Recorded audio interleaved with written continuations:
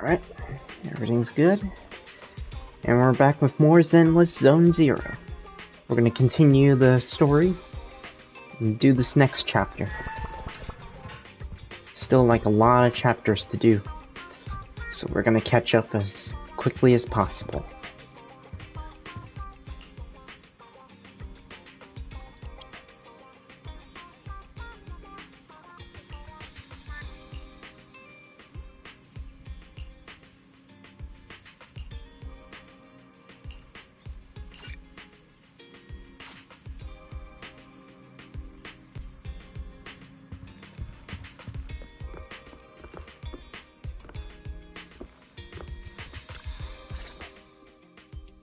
Apologies for the intrusion. I'm Hugo.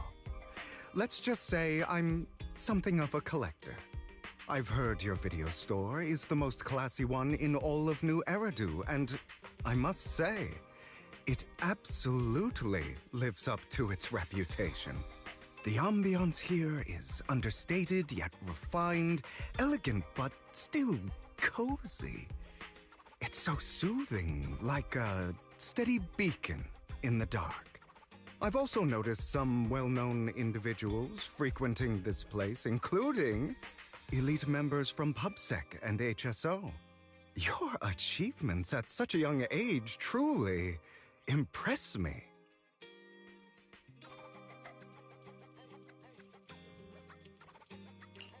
You've got a way with words. Yep, exactly what you said. Trust me, I'm being honest. I do find your store quite special. So, I guess the rumors about this place are true. Children of devils. What are you talking about? I'm not following. Am I imagining it? Or do you seem really nervous all of a sudden? Children of Devils is an old movie I've been searching for, but it's so niche I can't find a copy in good condition. Or perhaps, did this movie remind you of something else? You're imagining it. I'm just surprised there's a movie we haven't heard of. No worries. Like I said, this movie is rather niche. Despite the word devil in the title, it's actually about vampires. I'm sure you already know. Vampires were a popular fictional concept back in the old civilization. Typically, they are pale-skinned, well-dressed, exuding a mysterious and dangerous aura. But beneath their immaculate facade lie lethal fangs for draining human blood.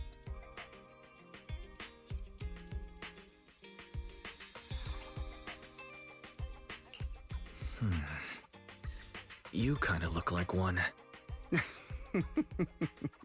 I'll take that as a compliment. Too bad vampires don't actually exist in New Eridu. Oh, and I don't feast on human blood. In fact, if anything, I'm hypoglycemic. Anyway, back to the movie.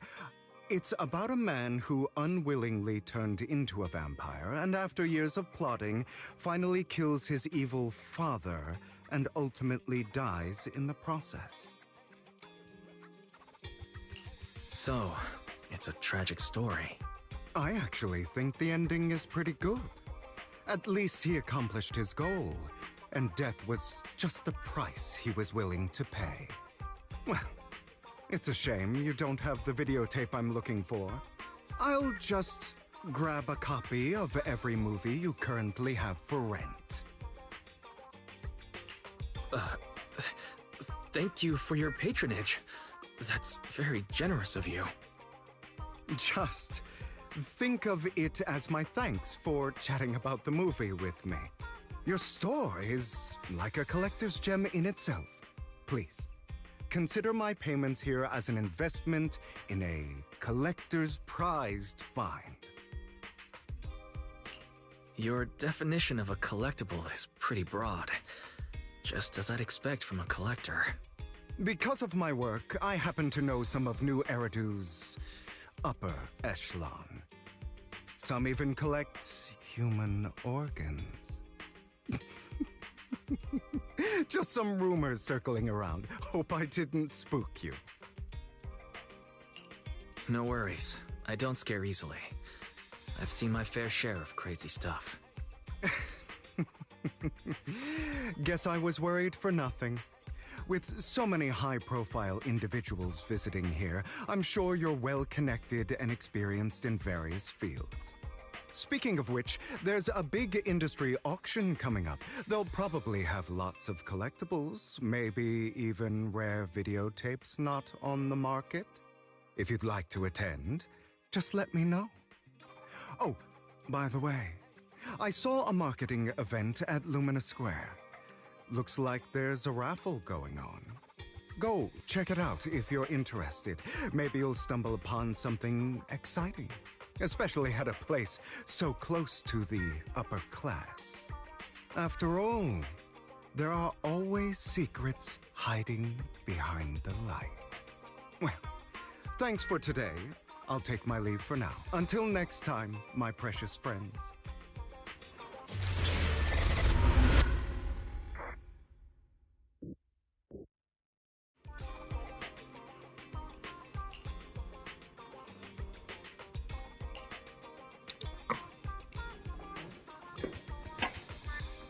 Well, this guy's suspicious for numerous reasons, but I already know a bit of his story, thanks to getting his character. But let's see if we can figure out more.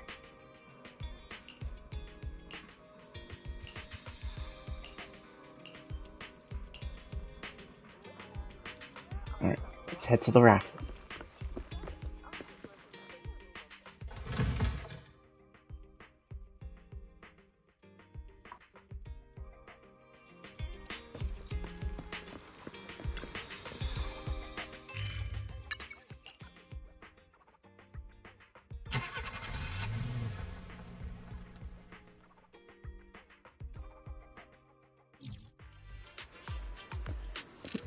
There we are. You there! Why not come try your luck? All sorts of prizes are waiting to be won!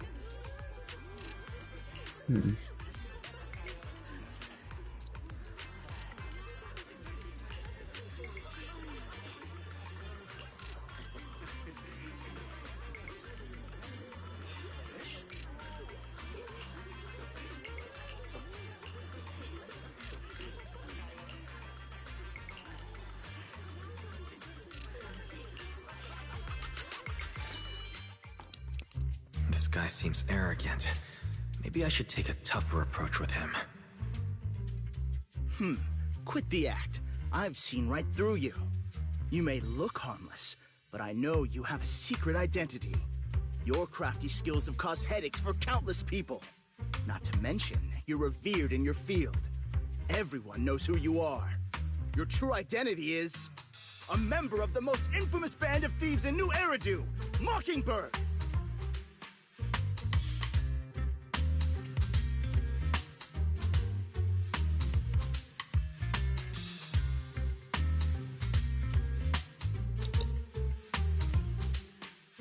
How should I respond to this?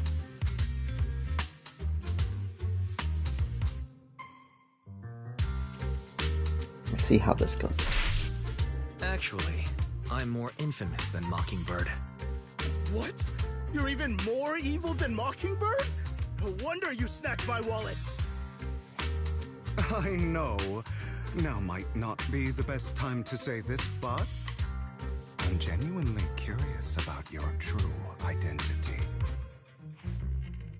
Forget it. Clearly, you have no idea who I am. I'm Curtis Ravenlock. That's right, of the esteemed Ravenlock family from Tops. You'll face consequences for crossing me.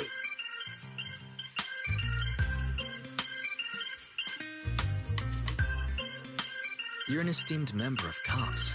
Why join a raffle with us regular folks? Offense is the best defense. Seems like you've got that down. I'm only here because my family sponsored this event. I just joined the raffle for fun. It's not like I actually need the money. Anyway, you were the only one next to me when I lost my wallet. It has to be you. Just admit it.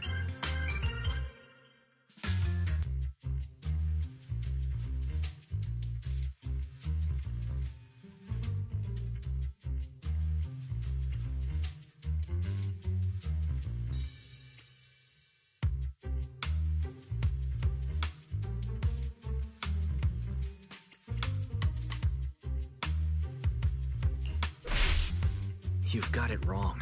I didn't steal your wallet. I just happened to be standing next to you. Coincidence? Do you really expect me to buy that? You've been suspicious from the start. You're being too soft. You need a firmer stance with someone like him. In any case, my wallet is missing. It had a ton of Denny's, so someone's got to answer for that.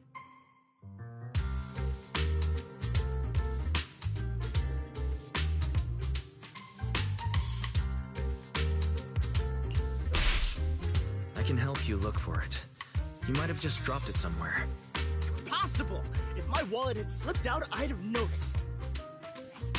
Nice attempt, but it's not very effective. Clearly, your accusation is baseless, Mr. Ravenlock.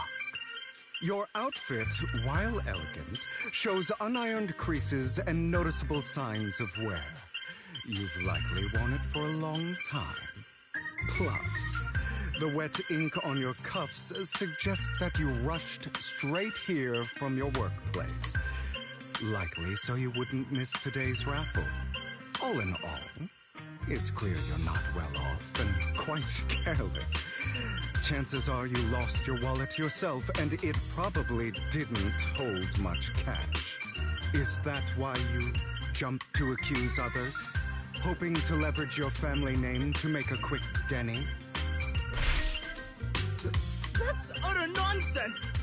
Regardless, you owe this person an apology. Damn it! You'll regret this. Just you wait! I really hate it when innocent people are wrongfully accused. But it's all over now. I hope it didn't ruin your mood. Good thing you're here. Otherwise, that guy would have kept arguing forever. I didn't really do anything. You outsmarted him all on your own. It's a relief to see him get what he deserves. He should have known what would happen the moment he falsely accused you. People like that should have a taste of their own medicine. That sounds fair to me. Unfortunately, we don't usually see such fairness in our world, do we? That's why sometimes I don't mind resorting to unconventional methods to right the wrongs. You seem to be implying something. Don't tell me... A good movie never spoils its ending, but feel free to speculate. Anyway, it was nice running into you. Please, accept this raffle ticket to mark the occasion. May it keep you away from shady people and situations and bring you good fortune.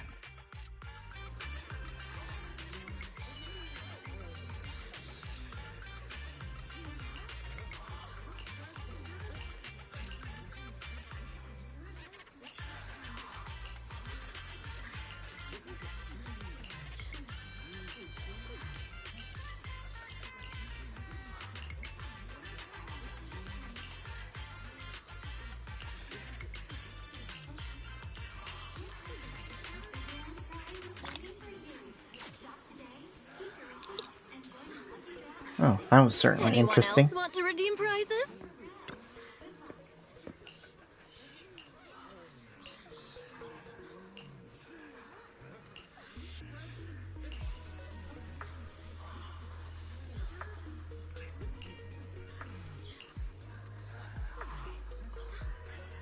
Holy moly, that's a lot of money.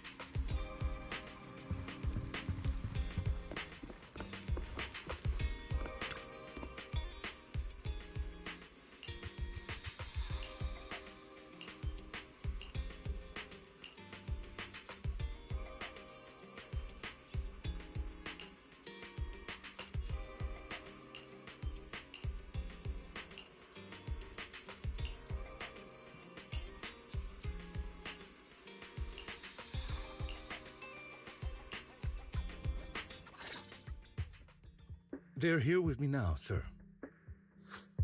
I'm glad to have the chance to speak with you, young'uns. Helios Academy used to be a peaceful and comforting place.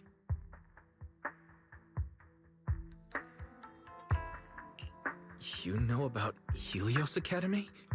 Yes, I do. And I knew your teacher, Carol. She was a kind person. I was truly sorry to learn that she was the one held responsible for the fall of the old capital.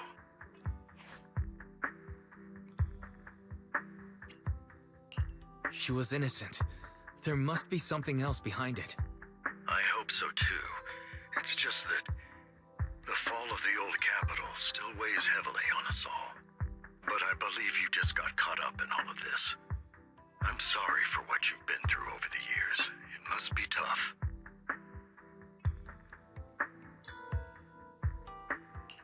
One day, we'll find the evidence to clear her name. Then I sincerely wish you success. The real reason I reached out to you is to tell you something very important. Something about your eyes. I stumbled upon some of the data Carol left behind. She spent much of her time studying ways to minimize the side effects of your eye implants. Teacher. She was always looking out for us. Yes, which is why I believe this was her final wish. As her friend, I want to see it through. Simply put, your eye implants are directly linked to your brain, and their functionality depends on your body's limits. As a result, the HDD system takes up a part of your body's capacity. This leads to certain issues, the most notable being that it suppresses your innate ether aptitude. I brought in a team of specialists to analyze Carol's data samples, and after some effort, they created a plan to upgrade the HDD system. After the upgrade, the HDD system will operate with significantly reduced power consumption, allowing for a substantial boost in your ether aptitude, or rather, a restoration to its original level.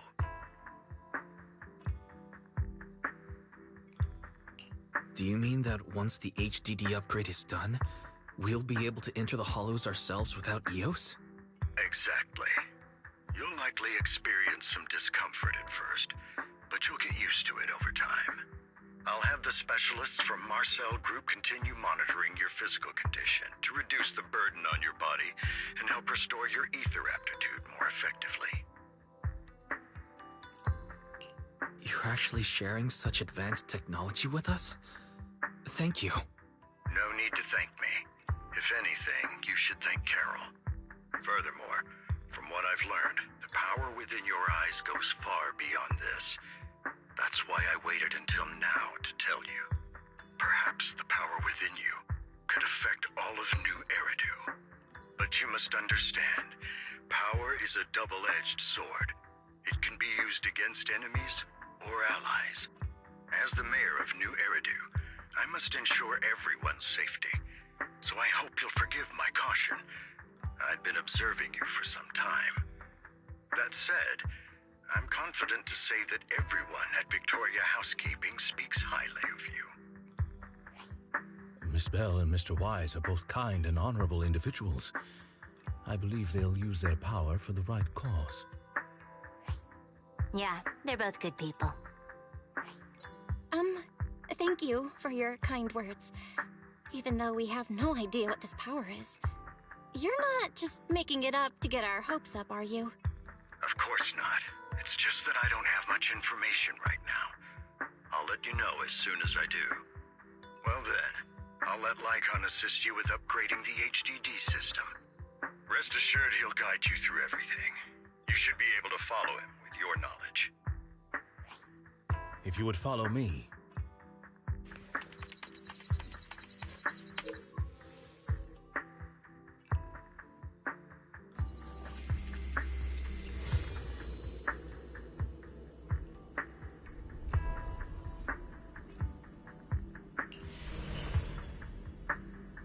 How are you feeling now? All good, I think. Really? I'm feeling a bit off. Your body is adjusting. Give it time to adapt to the changes. As a precaution, hold off on entering the hollows until you feel better. I see. In that case, I'll sit back and help Wise for now. It's quite impressive one of you adapted so quickly. Your ether aptitude is now on par with most hollow investigators, meaning you're ready to explore regular hollows. But you must be careful at first. Lycon, Ellen, why don't you two go along? One of the data piles in the hollow near the metro is malfunctioning, and we need a skilled proxy to address it. I'll assign this task to you. Of course, you'll receive fair compensation upon completion. Take your time in the journeys ahead. You've got plenty of time to uncover your full potential.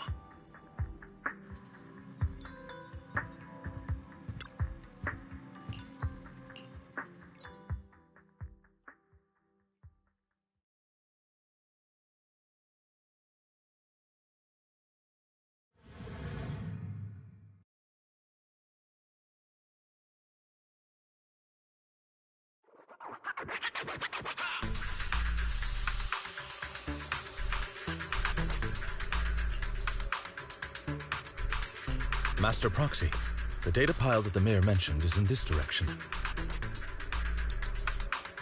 Let's keep moving.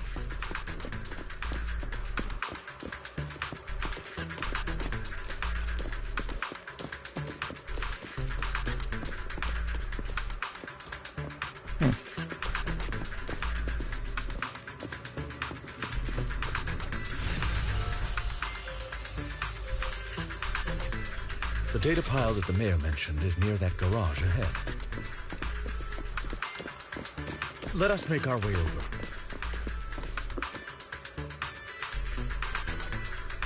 What a pain. There's nowhere else to go. We'll have to move the train.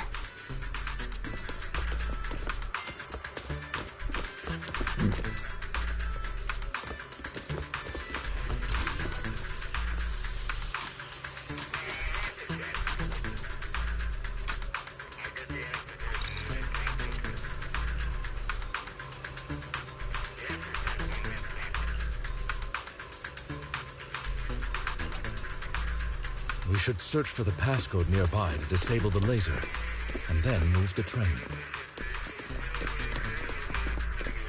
Ooh. $8. And it's just more Denny.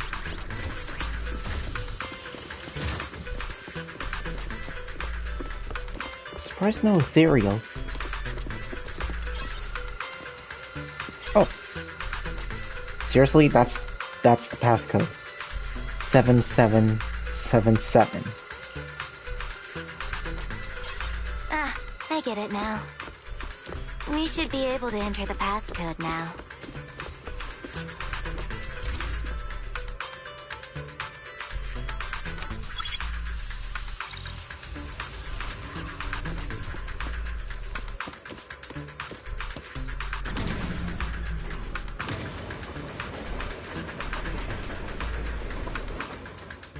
How are you feeling now, Master Proxy? Fantastic. Never been better. I'm relieved to hear it. If you feel any discomfort, please let us know at once. Yeah, I'll carry you on my back if needed.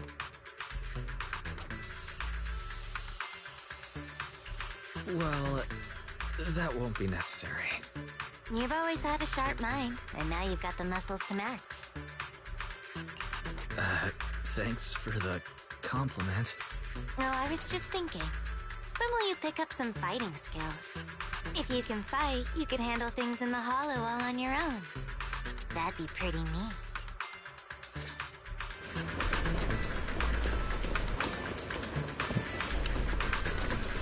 It's pretty interesting considering I heard Zenless Zone Zero was going to add Faithin as a playable character, particularly via an android or something. I've been seeing a lot of leaks about some way to make Wise and Bell be able to fight in the hollow.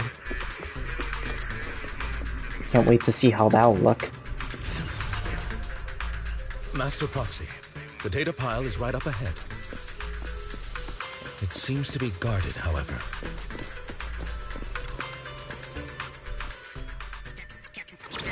Worry not, Master Proxy. We'll ensure you. Thank you. Sorry. I still need you guys to protect me. Seems like I'll need to work harder.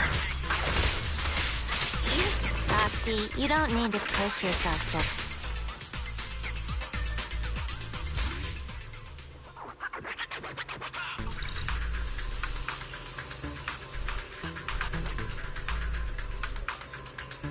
Oh, it's another passcode. We should be able to find the passcode nearby. Let's keep an eye out for it.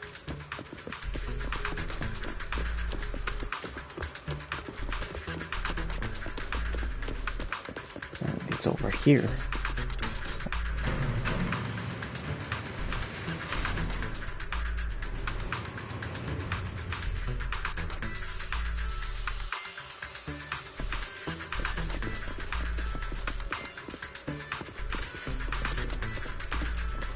Maintaining the data piles in the hollows requires a proxy with the utmost professionalism.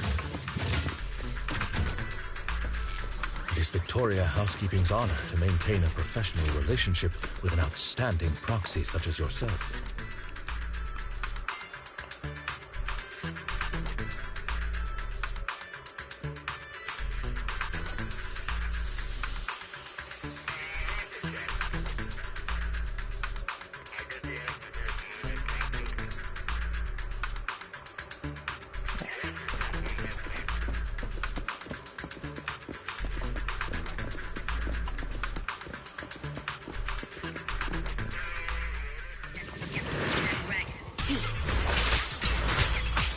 Avoid it.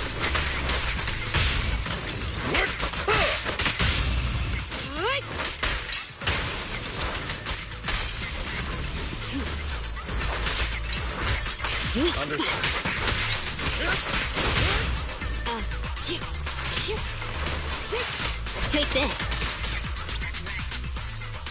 Master Proxy, let's take a look around this area. We might be able to find clues regarding the passcode.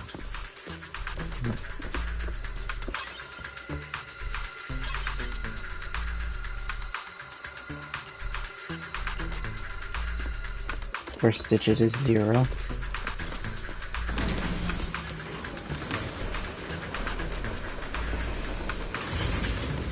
Proxy's moves seemed more fluid in that last battle. Master Proxy, this should be the second passcode. Ooh. Let me grab that really quick.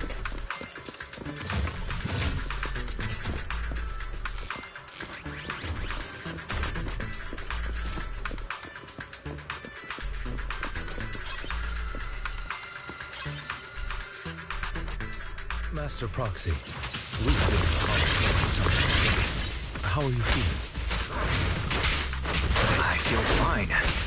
Nothing unusual, actually. That's good to hear. After all, this is the first time you've entered the Hollow since the system upgrade.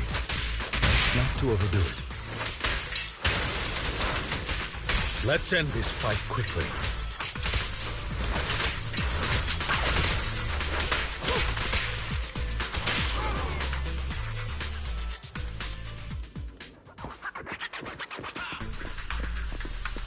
Zero, 4. What's next?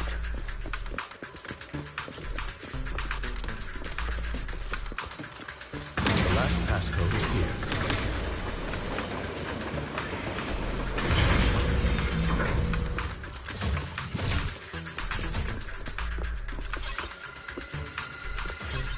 $51. All right, that's all of them. Let us return and open that lock.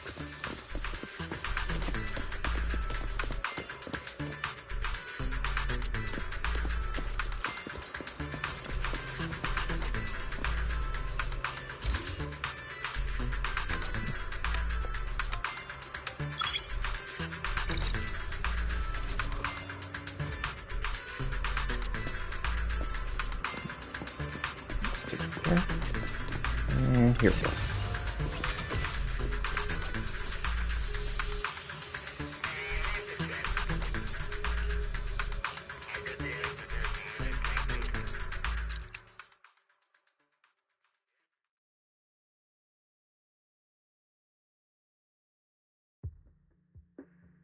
The mission was a success, sir.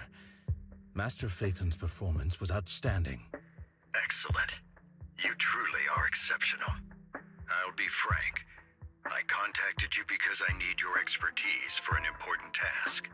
I'd like you to participate in an auction and help me secure an item up for bid. Hold on. Is it the same auction I heard about? The one with all the high-profile attendees? Yes, that's the one. I knew asking you was the right choice. Since you're aware of it, I'll get straight to the point. It's related to the sacrifice you encountered. Sacrifice? It's back? Remember the sacrifice you took down near the construction site? Public security did some research after retrieving it. It turns out it can maintain its form outside the Hollow and carries human genes. Within it, we extracted a mysterious core. This core possesses the same inexplicable power as the sacrifice, allowing it to exist without relying on ether. However, the core was recently stolen from the most secure lab in New Eridu. We suspect this is an inside job rather than an external theft. We searched extensively without success, until I saw the auction flyer. The core has been concealed within an auction item. So you want us to bid on it at the auction. But why us? The power of the sacrifice is highly volatile and destructive. We must keep it confidential, at least for now. And I, as mayor, am not suited to participate in the auction myself. Plus, I'm running checks on my inner circle due to the theft. Frankly, there aren't many people I can trust. Don't worry, the funds are covered, and Victoria Housekeeping will be assisting you. Of course, this hinges on one condition: your willingness to aid me. All right, we'll give it a shot. Thank you very much. I knew that I could rely on you.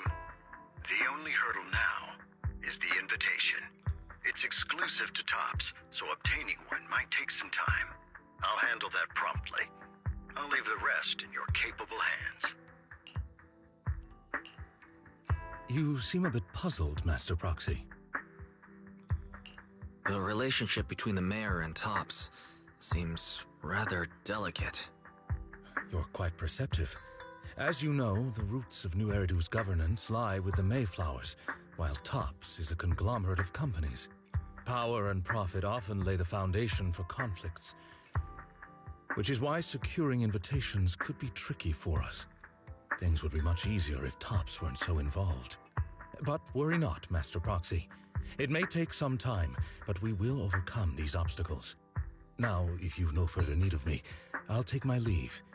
Have a good day.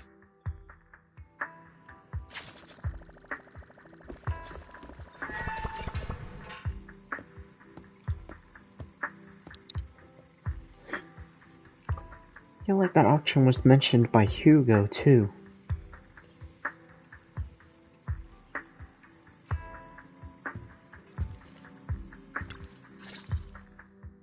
Didn't that collector Hugo mention if we wanted to attend the auction, we could give him a call? But he didn't leave us his contact information. Odd, right? If he wanted us to contact him, why not leave a number? Did he just forget? Maybe he did leave us his contact, but we missed it. Come to think of it, Hugo did leave us a raffle ticket and said something weird. He said something cringy like, "There are always secrets hiding behind the light." Wait, don't tell me.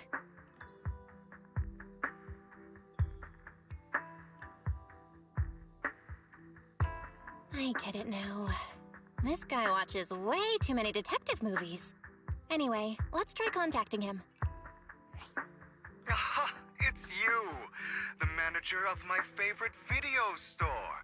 Glad you've cracked my little puzzle. I've been waiting for you to contact me. I was worried I might have left a bad impression.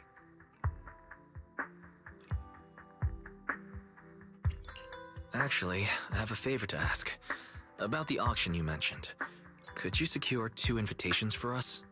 Ah, so you'd like to attend the auction? I'd love to assist, but unfortunately, I have some tasks at hand. But if you two can help me with my current task, I should be able to find time to get the invitations you need. What kind of task? Is it something I can handle? Nothing too dangerous, I hope. Don't worry, I would never put you in danger. Let's discuss the specifics in person. I'll wait for you at Dew Gardening Shop in Lumina Square.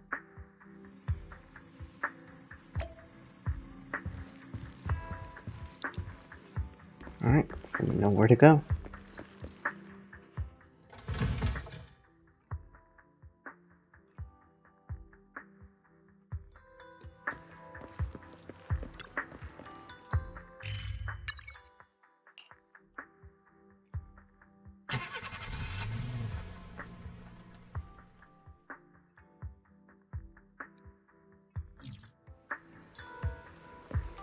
There he is.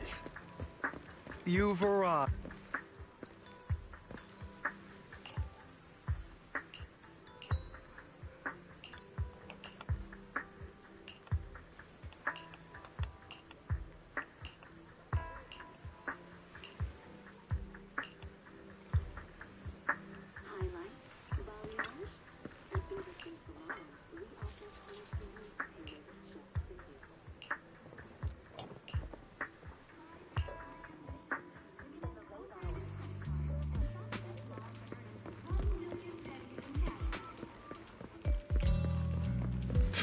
What a...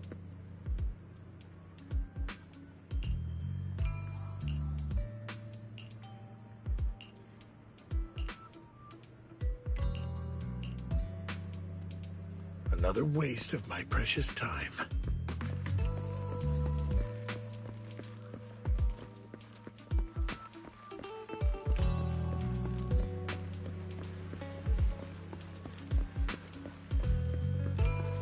This time, I'll...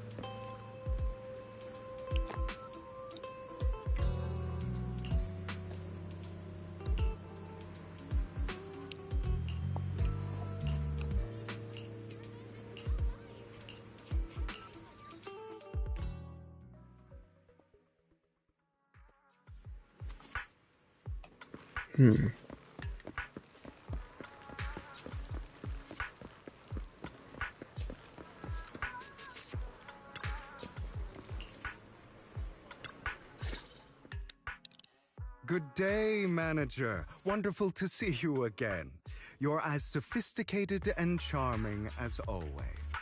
About our previous discussion, I assume you've made some progress? I see. Looks like it's more complicated than I thought. I appreciate your help. Here are the promised invitations for you. One was mine, but I won't be able to attend as I'll be occupied that day. I had to pull a few strings to secure these invitations, so please, don't mention where they came from. Otherwise, someone might come hunt me down. Wait, seriously? Is the auction really that dangerous? Well, when you dance with sharks, you can't avoid risk. But I have faith in you, dear manager. I'm entrusting you with my life. Don't worry, my lips are sealed. And so are my sisters. I've been meaning to say, you're so close with your sibling. I'm kind of jealous. What's your view on family ties, manager? It's a bond you can count on. Like, no matter what happens, Belle and I have each other's backs. That's the exact kind of answer I expected from you. How lovely. I once had a half-sister. Different mothers. Had? You didn't have a fallout over some big argument, did you? No, we never argued. I would like to try, but it's too late. She's been gone so long. I can barely remember her face. I'm sorry. I didn't realize it was a sensitive topic. My condolences. It's okay. I brought it up first, and it was ages ago. Anyway, back to what we were saying. It's highly likely that Hartman will be at the auction as well. As you know, while he's the rightful heir to the Ravenlock family, he keeps many secrets. Should you cross paths with him in the future, be cautious. He's sitting up on his high horse looking down on everyone else, and he'll do whatever it takes to get more power. I hope these upper-class people eventually face the punishment they deserve. Too bad the scales of fate lean one way or another, unless someone steps in to tip them back. I digress. That's all for today. I have some errands to attend to, so I'll take my leave. Have fun at the auction.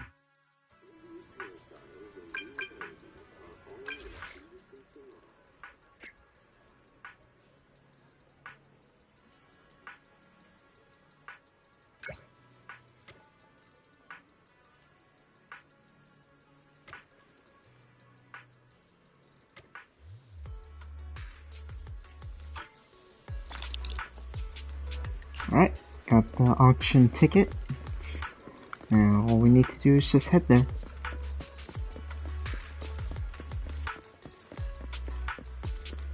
I wonder what the people are planning to do with the core of the sacrificed thing. Could they be trying to make a weapon, or maybe use it for energy or something? Definitely be interesting to see what they're planning on using it for. It is a pleasure to see you again, Master Proxy. It's been a while.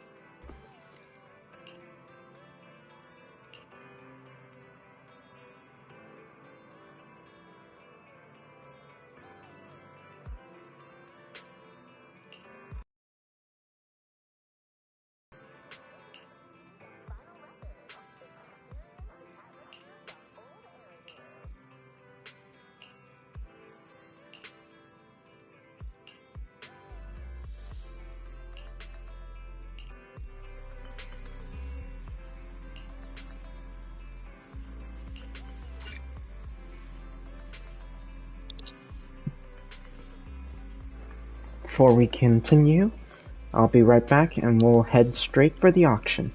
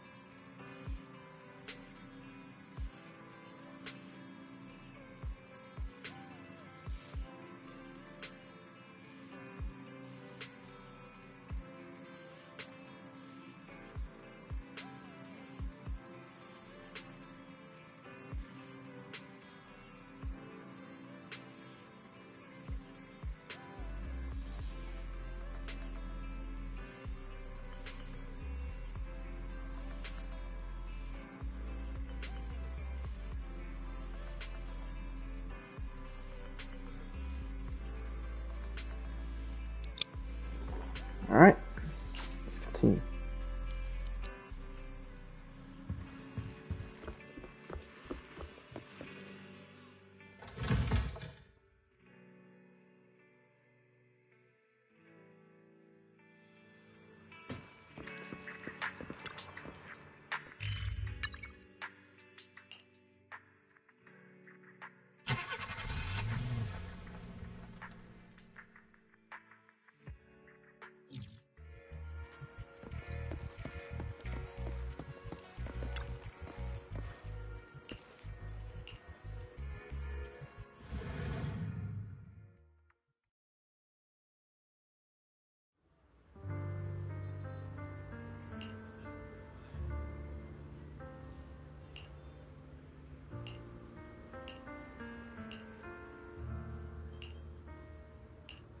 Lies. Deception. Betrayal. I see swirling mist, shrouding the truth in a deep, enigmatic haze. Found you. Chosen one.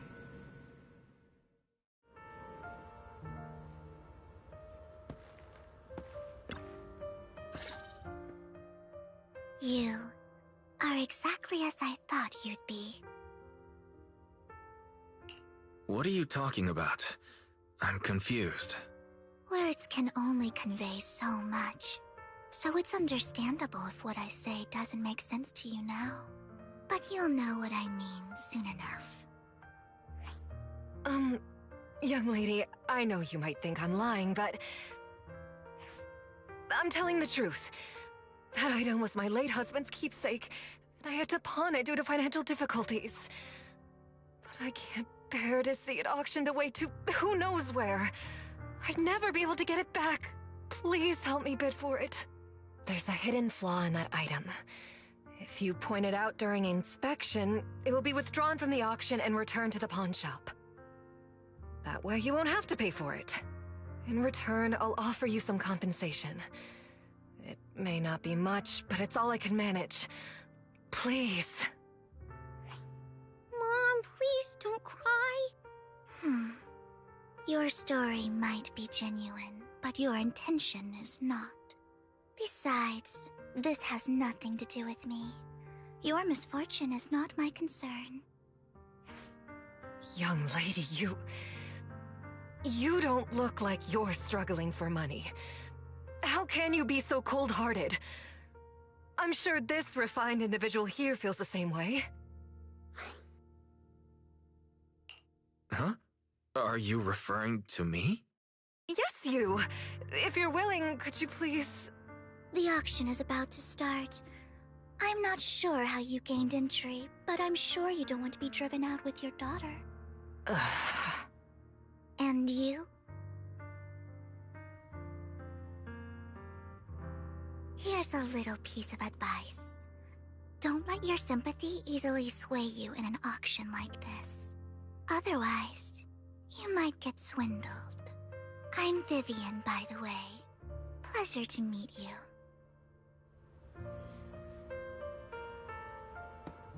Dear guests, the auction will begin shortly.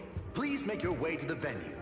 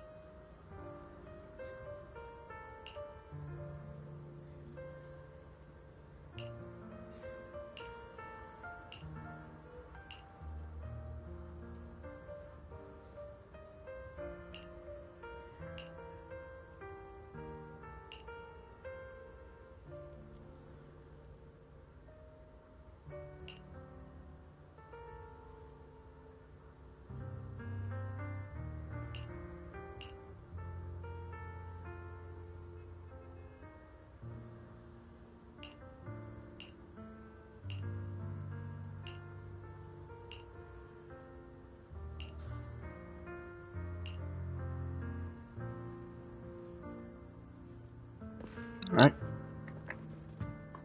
Just gotta head to the auction.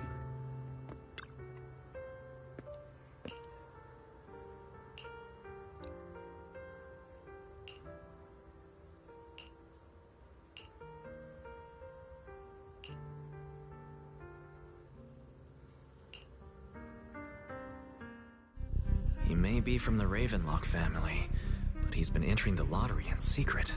His financial situation might not be too great right now. Ugh, what rotten luck.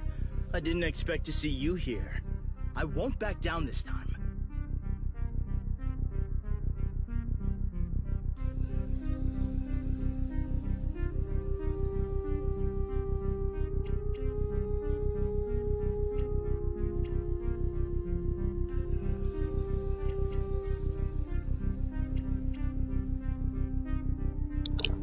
What is the right move to do?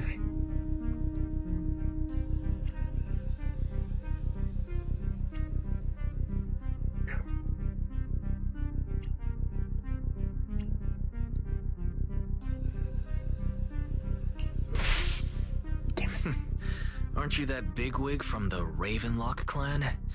Surprised to see you at the same auction as us commoners. This is the top auction in the industry! I really don't know how you got an invitation, but I doubt it was through legitimate means. You seem a bit hesitant. His accusation isn't true, is it? You should just give up already.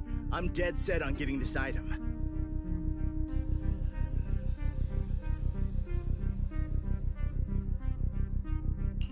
Good luck to you. Host, I increase my bid by 20%. Where could you have gotten so many Denny's? A solid move, but perhaps a bit too costly for me. Okay. Let's not rush into inflating the price. Seems like it's just the two of us interested in the item. Why don't we discuss this in private first?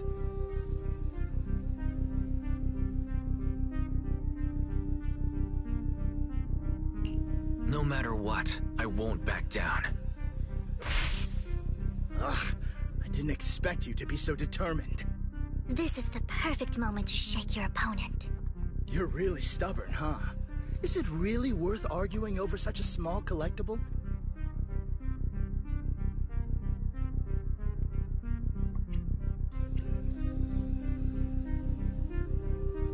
That's right.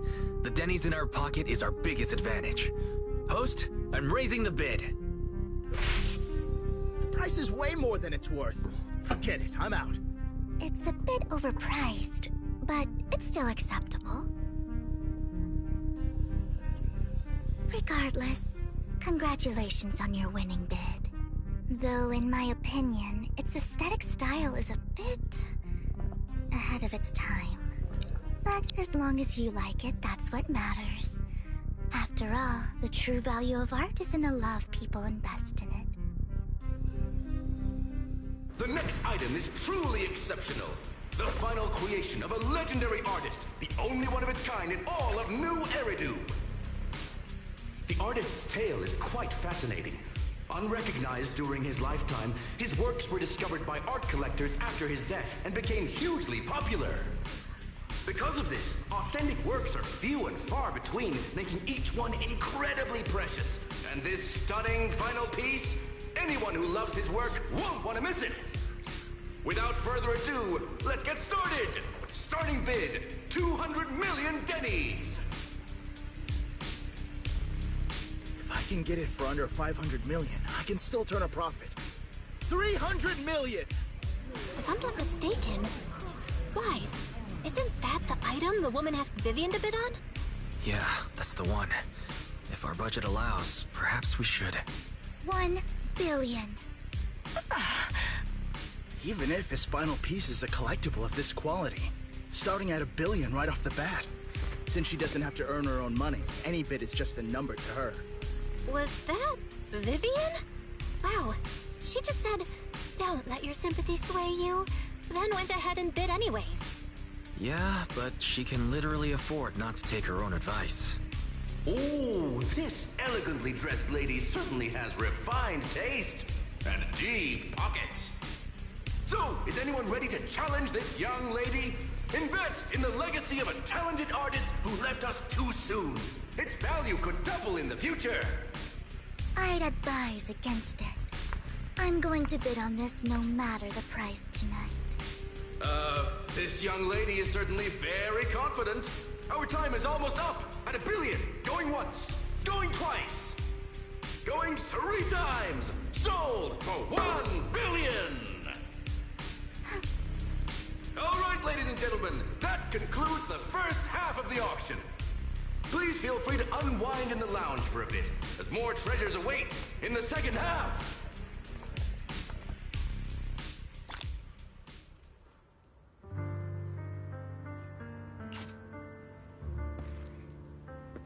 The coffee here is drinkable. Why are there so many unfamiliar faces around? I thought this was for regulars only.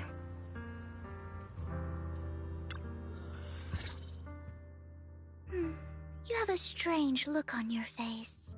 Despite her ruthless exterior, she's actually quite kind-hearted. Though you wouldn't dare think that, would you? How did you know? Looks like I hit the mark.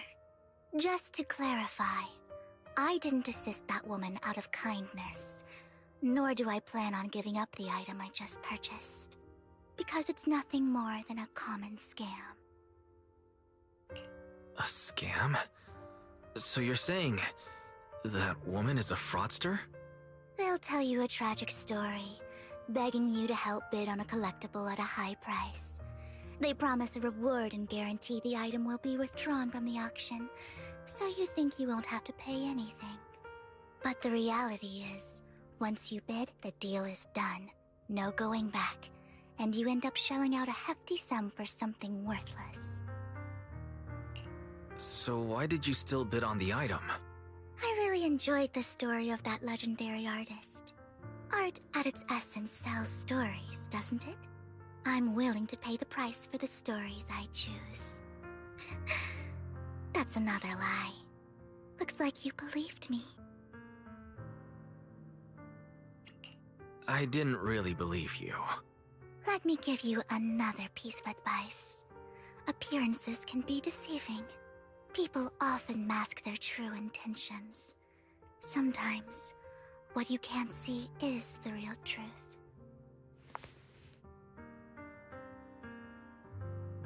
I hope next time you'll accept my invitation, and not that of these pretenders. I'll see you soon, my friend of many secrets.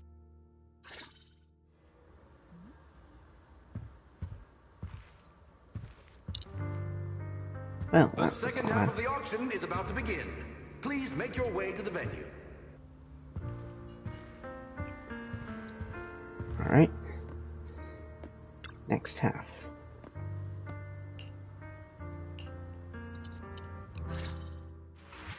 Ladies and gentlemen, welcome back! Up next in our auction is tonight's showpiece, the one-of-a-kind Robe of Heroes! Legend has it that, long ago, this was a garment that only a hero could wear. What's truly fascinating is the unique gem embedded in the collar of this robe. It's unlike any gem I've ever seen. Almost magical.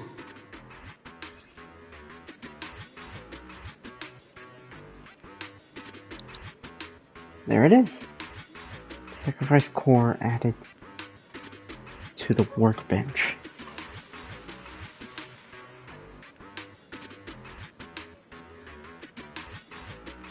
Looks like an ordinary jewel, but it's a sacrificed core?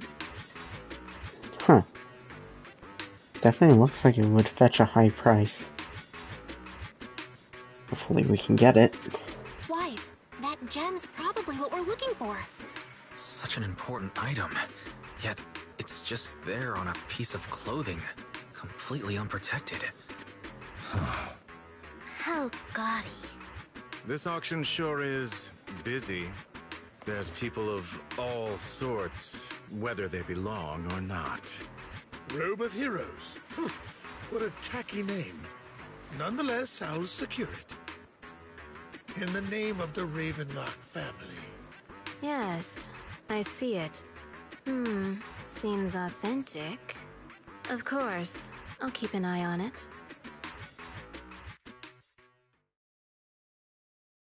didn't expect this to drag on so long.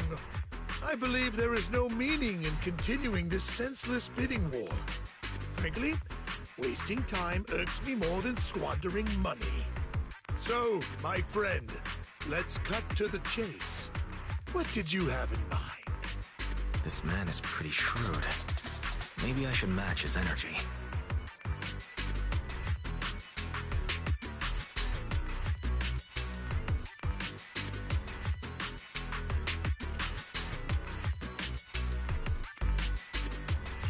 Perhaps a better question should be, what can you offer me? The ball's in my court now. Good. I enjoy conversing with people of sufficient intelligence. There are more antiques in this auction than just the robe. Why rush into this? You might find something else you prefer.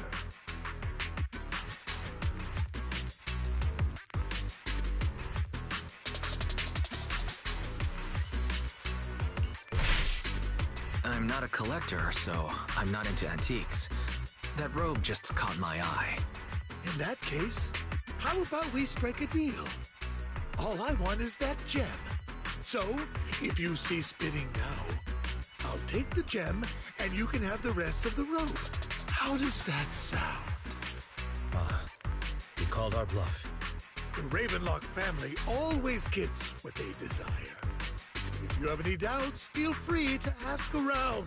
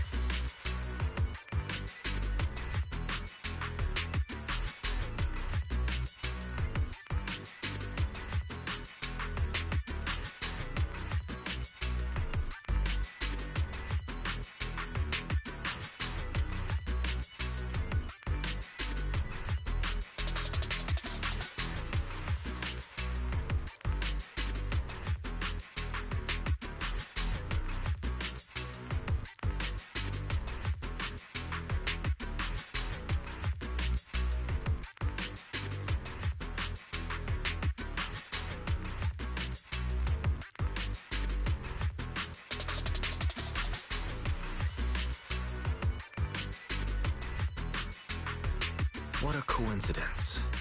I, too, always get what I want. You're quite confident. You know when to stand your ground. Well done. My time is valuable, my friend. I've already lost a significant amount of dennies talking to you.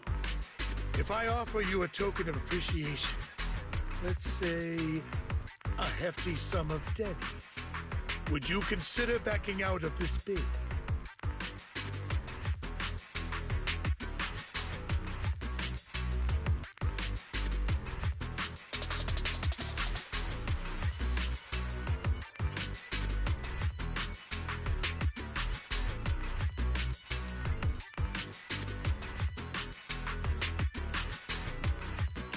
In that case, if I were to give you a hefty sum of dennies, would you back down? I fear my price is beyond your means. It's been a while since someone dared speak to me like that. All right, since I can't sway you, we'll have to settle this with our financial power. But let me be clear. No matter how high it goes, I won't back down. Drat. Though the mayor gave us a substantial amount of dennies, I have a feeling it won't be enough to win against someone with this amount of financial power.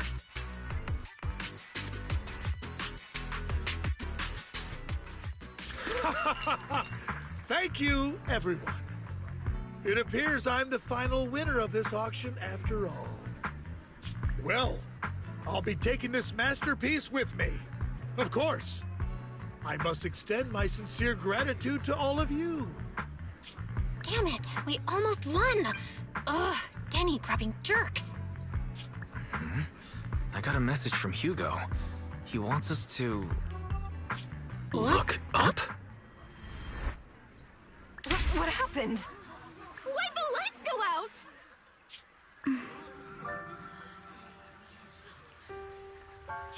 What's going on? The power went out? Mommy! I'm scared! Ladies and gentlemen, welcome to tonight's auction. My apologies for the long and dreary opening. Losers always have a lot to say. That guy looks familiar.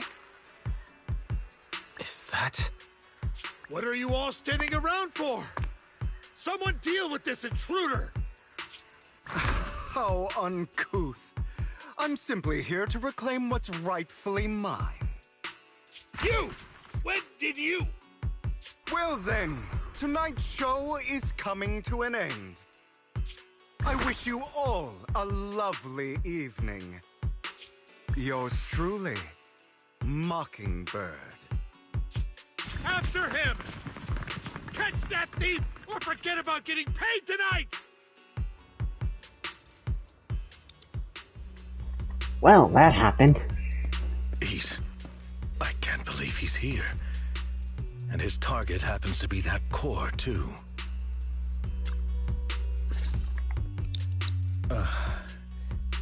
Forgive me, Master Proxy, but that... Mockingbird and I have...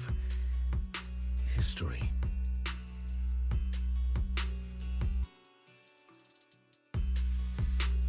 You might find it surprising, but I know him too. You do?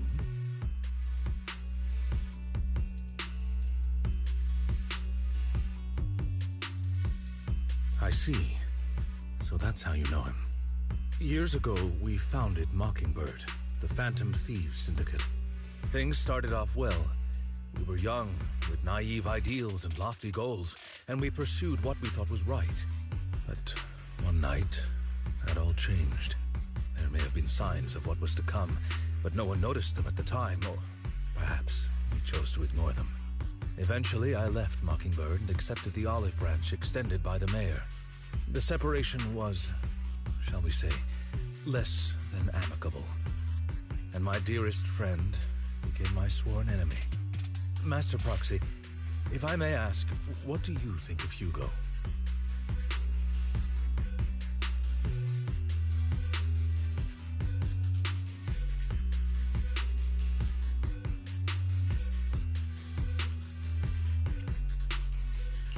He seems pretty nice. He did lend us a hand, so he doesn't really come across as a bad guy to me. I see. A facade, I'm sure, to earn your trust. In any case, he is very dangerous. I'm still unsure of his intentions, but we cannot risk letting him have the sacrifice core. Based on my past experiences, I can likely predict the route he'll take to evade his pursuers and escape. However, this path lies within the Hollow. Master Proxy, can you... Let's head straight there. I'm feeling pretty strong right now. Very well. Please, follow me then.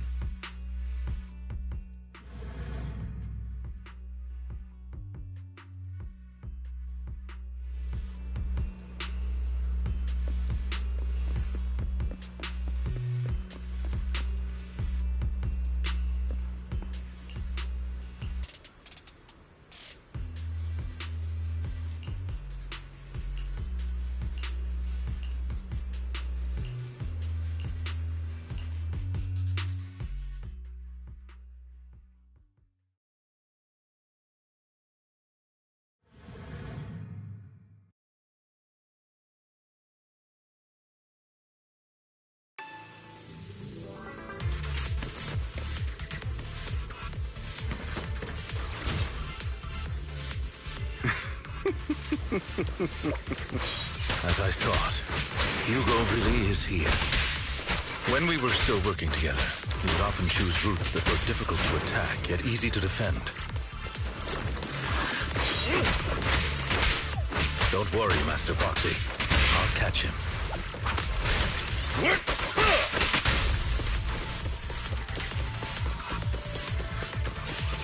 Master Proxy, the layout of the port is complex. Ethereals may jump out from any corner. Do be extra careful.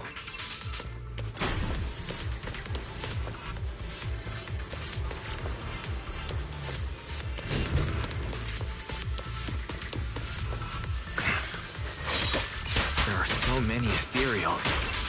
They don't seem to be phasing him at all.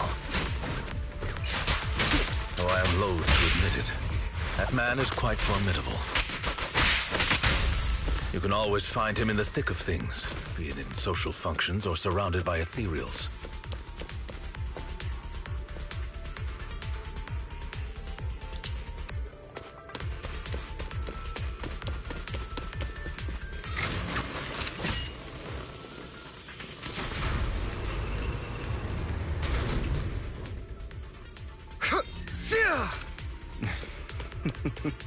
Goodbye, my friends.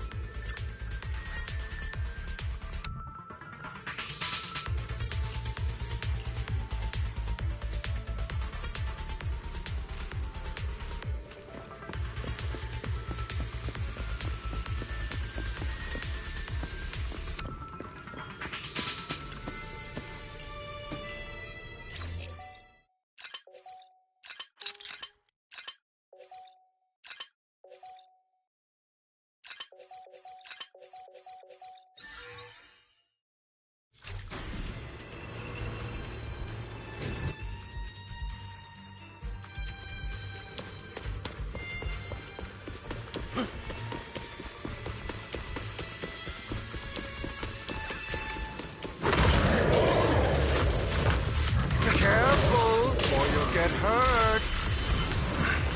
I'm not going to let you have your way. Master Proxy, that's one of Hugo's weapons. Make sure to avoid it. It may look like a coin, but it's actually a dart. He carries around a briefcase filled with all sorts of weapons. Quite the hassle to deal with.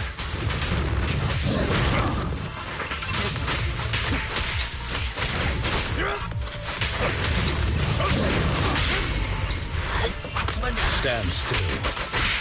He's extremely familiar with this place.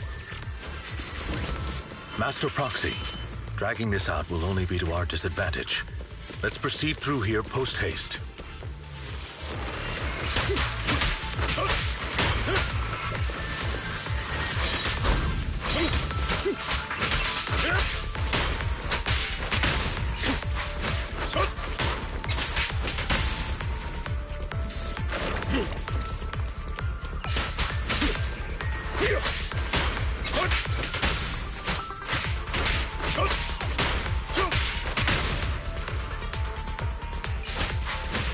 The mechanism here isn't damaged. It's still functioning normally. Something's not right. It feels too easy, almost as if he let us through on purpose.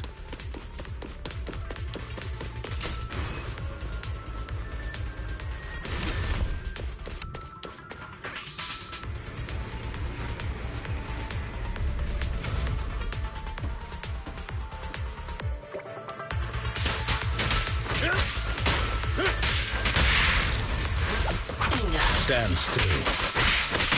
What's the rush, my friends? We still have plenty of time. This guy's as sly as a fox.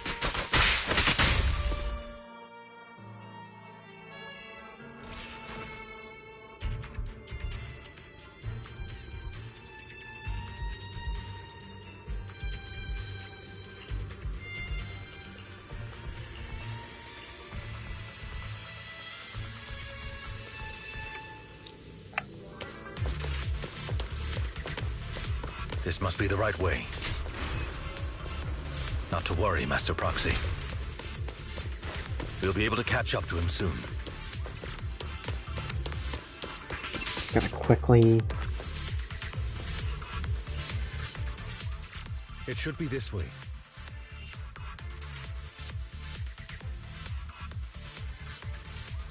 Are they from the auction? No, they shouldn't be able to track Hugo here. They're likely just hollow raiders. Back then, Hugo would typically retreat into a hollow after securing the goods. And as his partner, I'd be responsible for leading the pursuers astray. I'm unsure if he has a partner now, or who they might be if he does.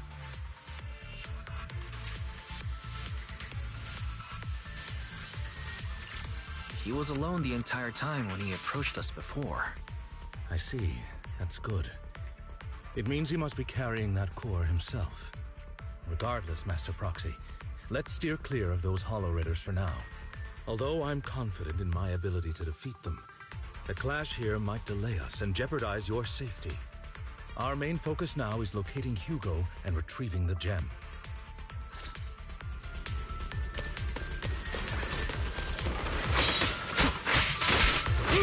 Move, please.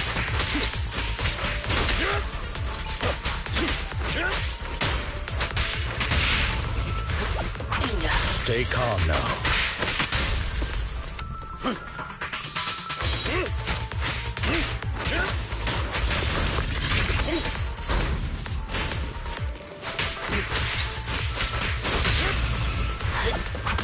Stay calm now.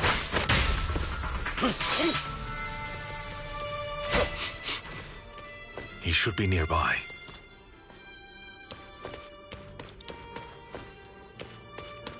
Catch up to him soon.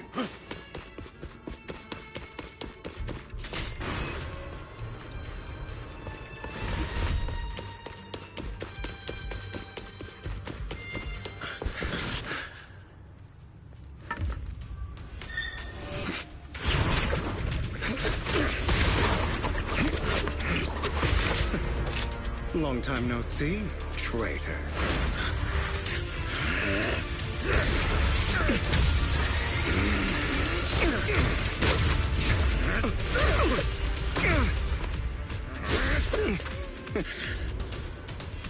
It was you who broke the oath, not me.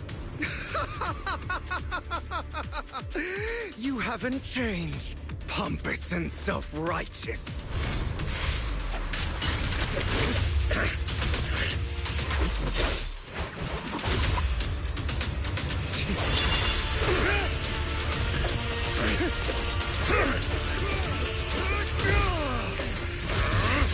Beyond reason! Both of you, enough already!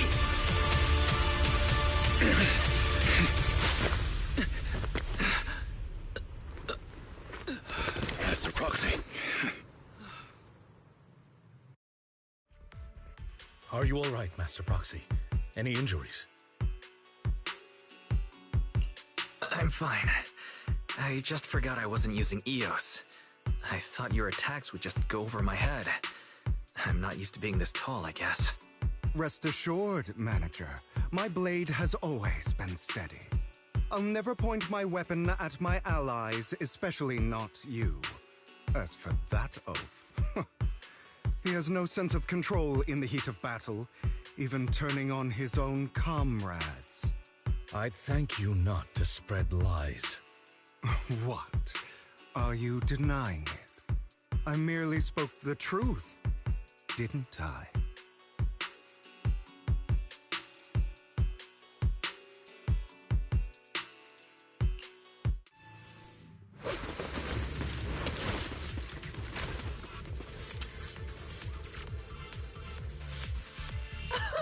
Thought we were in for a tough day, but it seems we struck gold in the end.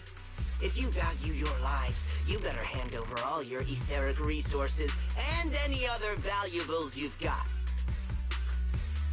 I have no conflict with you, gentlemen. I'm here for personal reasons, not to mine ether resources. Cut the crap. It's been a rough day, and we need something to make it right. Whatever your business is, pay your dough or bite the dust. Pay our dough? This is the Hollow. You're not claiming this Hollow as your own, are you? Not even the current mayor of New Eridu would dare to make that assertion. Am I correct, Mr. Mayflower Watchdog? You sure have a mouth on you, pretty boy. Don't push it. We've buried idiots like you in the Hollow before, and soon you'll be joining them. I'd urge you to reconsider. Huh? Unfortunately, your kind advice has come too late. They've already worn my patience thin.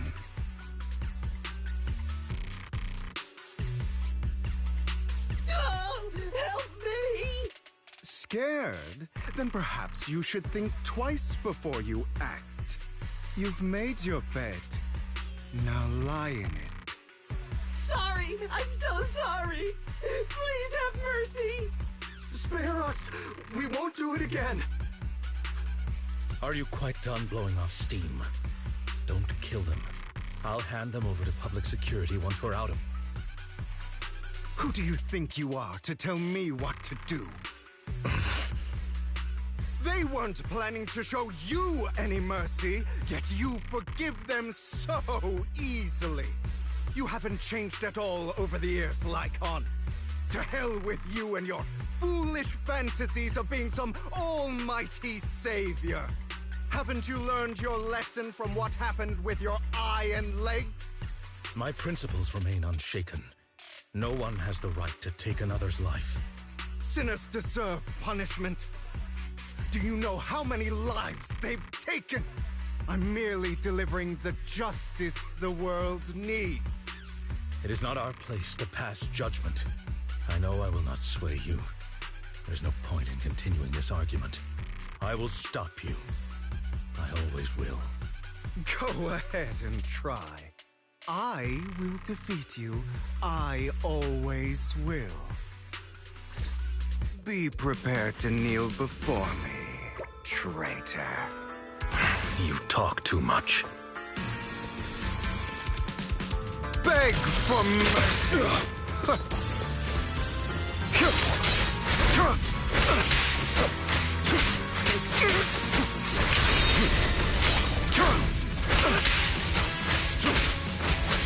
Wow, he moves fast.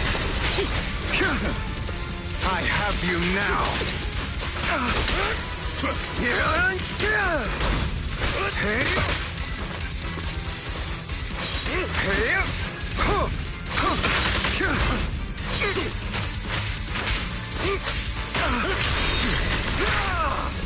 Is that all? Foxy, I'd advise against trusting anyone from... Do you two have to fight? My apologies, dear manager, but I'm itching to teach him a lesson. Shut up!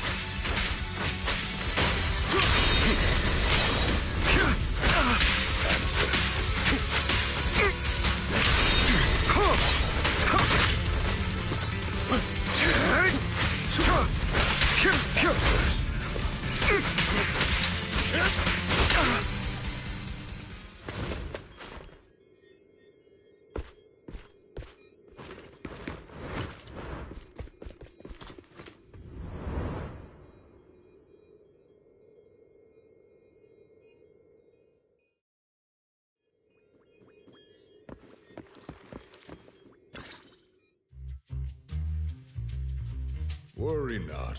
Mastery of my skills will come in time. But there's something more important I would like to teach you. Something about faith. Does a phantom thief even need faith? Of course. What else would we fight for? For wealth, fame, and power to stand at the top, so nothing and no one can imprison us.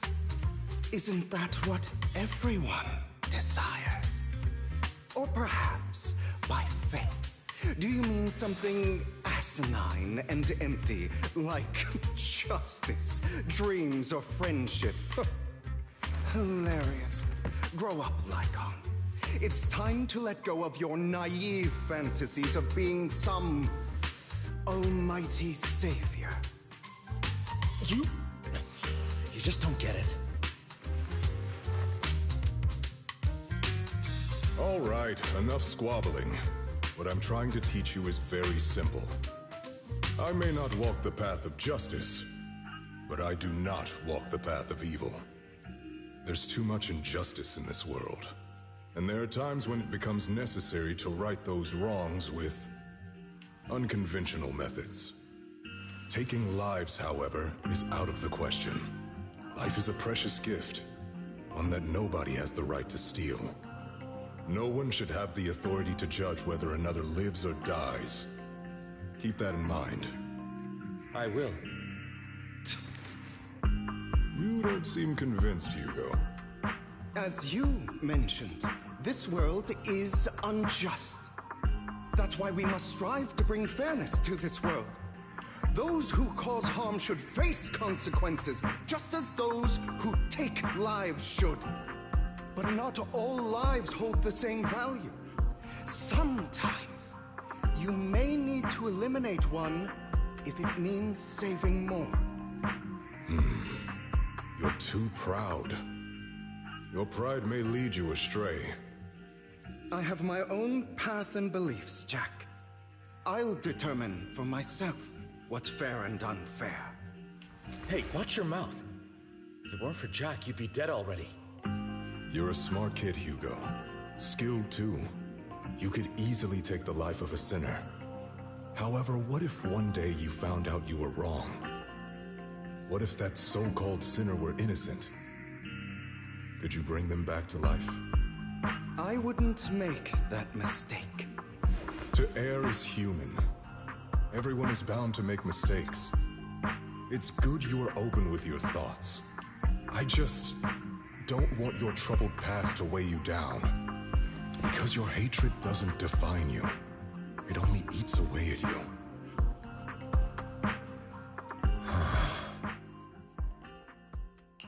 Are you okay, Lycon? You've been quiet for a while. My apologies, Master Proxy. I was just reminded of some past memories. Before Hugo and I founded Mockingbird, we had a mentor, Jack. He took us under his wing when we were in dire straits, imparting his skills and life lessons. But Hugo didn't agree with his viewpoints. Perhaps our paths were always fated to diverge. I've been curious for a while now. What caused you two to split? Mockingbird, faced numerous triumphs, but also setbacks. And one of them was a disastrous one. Hugo. You... Was this you? All this? So what if it was? Have you gone crazy? Have you been planning this all along? You'd bury all these lives in the name of vengeance? They deserve to die. Especially my so-called father. I should have killed him a long time ago. A really long time ago. You know what, Lycon? There's some people whose only purpose in life is to bring more suffering into this world. Sometimes murder is what brings justice back into this world. And for that, I must stain these hands in blood. Enough! I can't trust anything you say anymore. I'm leaving Mockingbird, now! Where are you going? Anywhere. Someone from the Mayflowers got in touch with me before. Are you mad? You know what those hypocrites in city administration are like. They're no different from tops. We fought them together all this time, and now you're leaving to serve as their lapdog. Are you going to turn your back on Mockingbird? Turn your back on me? The mayor is different from the others. But it doesn't matter. I'm not going to even try convincing you. As your friend, I'll give you one last piece of advice. Please, stop here. Otherwise, the day will come where your hatred and ambition will consume you.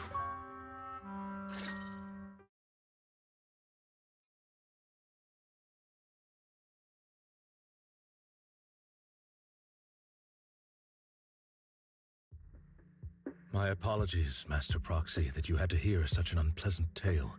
Hugo came from a powerful family, and his relationship with them was always strained, especially with his own father. So much so that Hugo wanted to personally put an end to him. After shouldering a mountain of injustice, Hugo ran away from home. That's when Jack and I met him. And that setback that Mockingbird suffered turned out to be intimately connected to his family. I had thought it was just a normal mission, when in fact he was plotting revenge. He took advantage of me and everyone else there. I do not mean to pass judgment on him and his decision, but I refuse to accept a partner who is willing to trample over other people's lives for their own desires. Perhaps his family left a mark on him that continues to influence him to this day. In any case, Hugo still has the sacrifice core. We should contact the mayor to plan our next moves. A pleasure to speak with you again. Lycon has already filled me in on Mockingbird stealing the sacrifice core. I'll deal with it.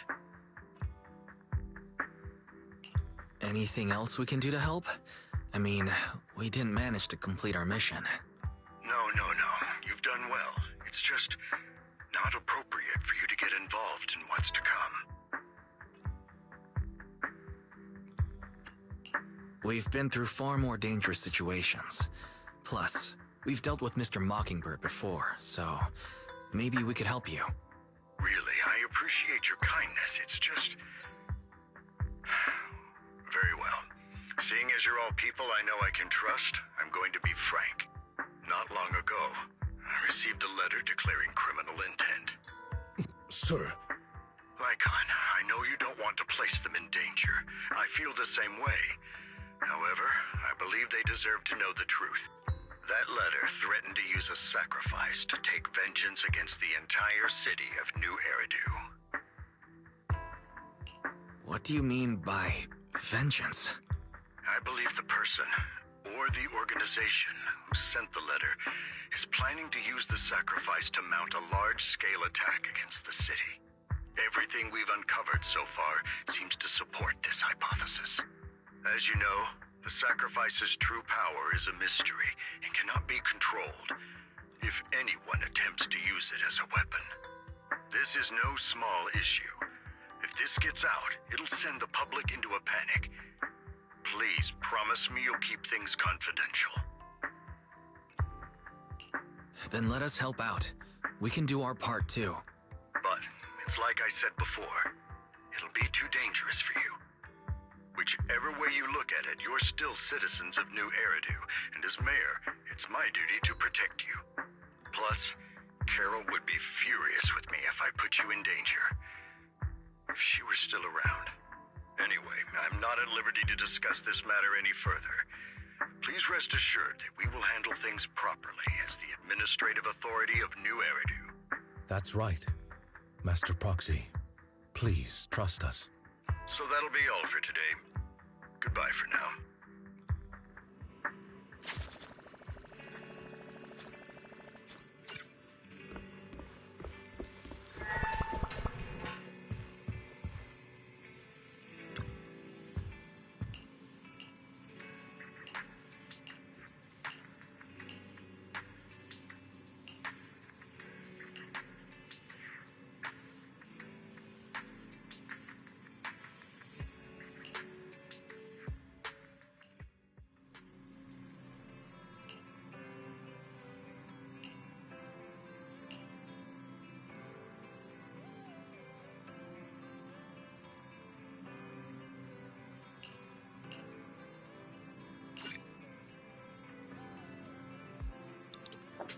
Alright. We continue the story further. I'll be right back and we'll continue.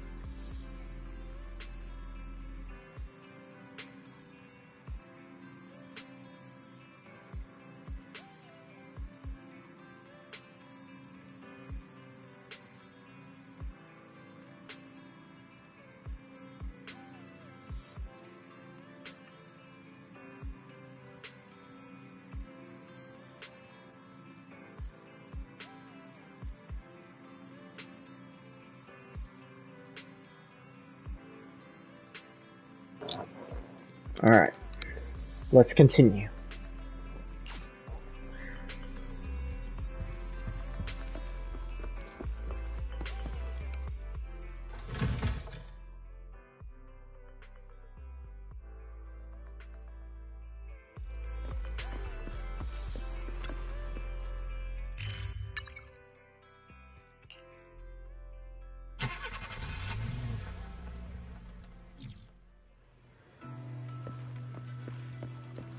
I'll have to work overtime to finish this mission report.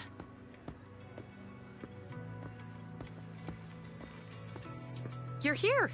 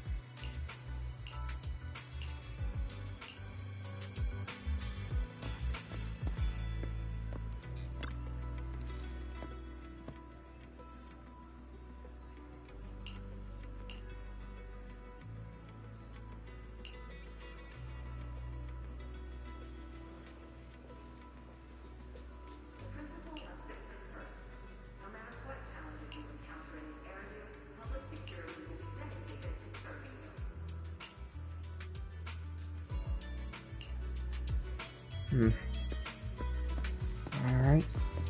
There's one more person to talk to.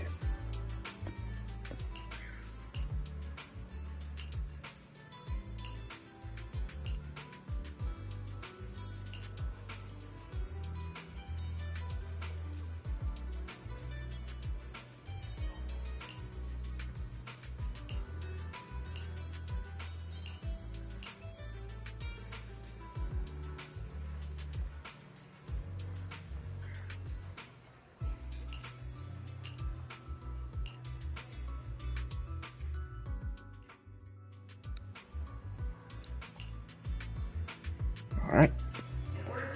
Next location.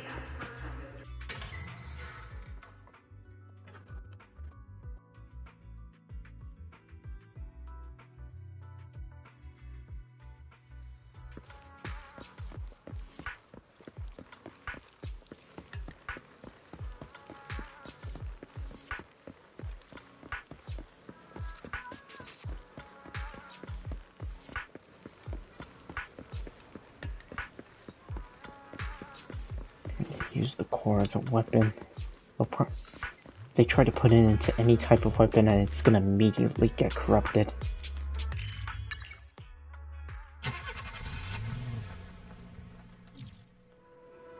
No way using a core like that would be good.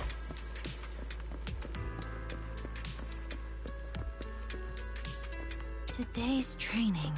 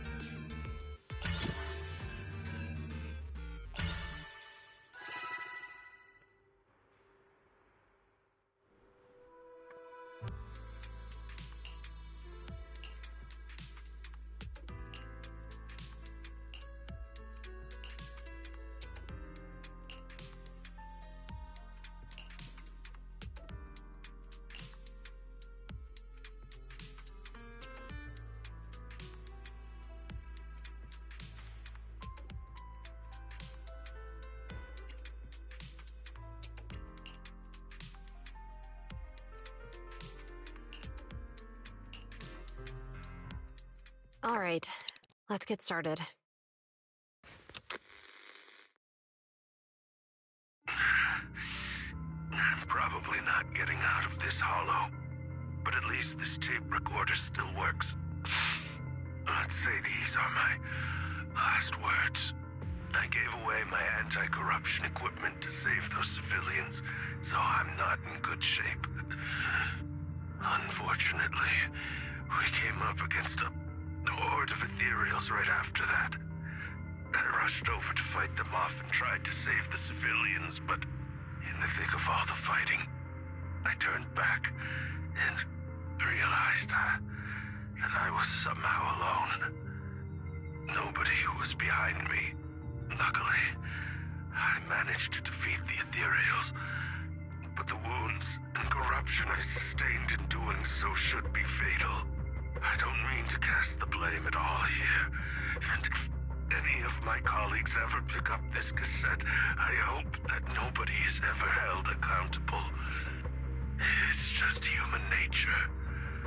It's normal. I just have a few regrets. Oh, what's that over there?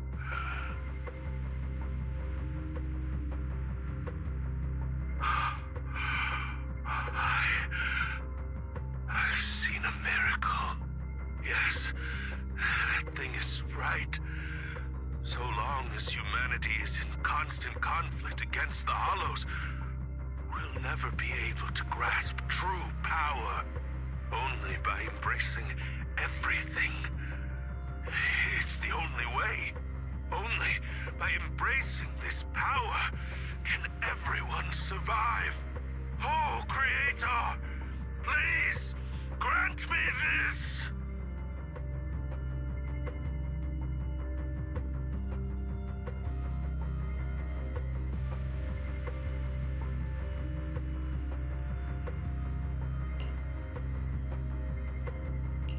Are you okay, Julian? Don't be so down. Thanks. I'm okay. It's just... even though we had our suspicions, now that everything is out in the open, I can't help but feel a little... well, at least now I know the reason why he changed. What did Bringer say during the recording?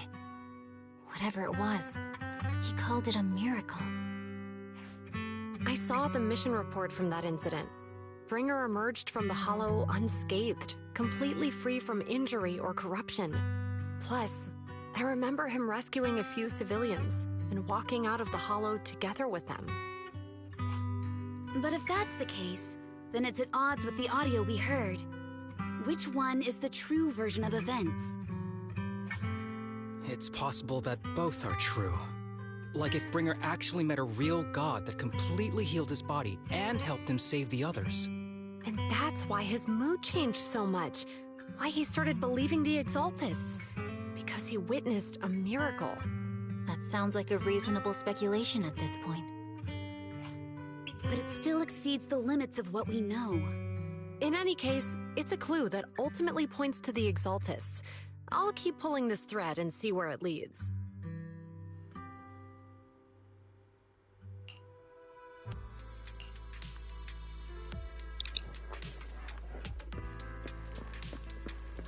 Question is, what did he see?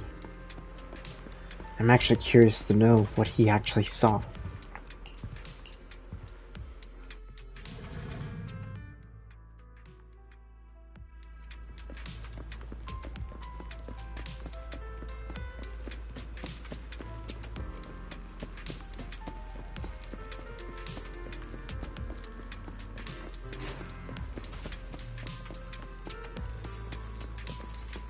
Wow, that is like really terrible parking.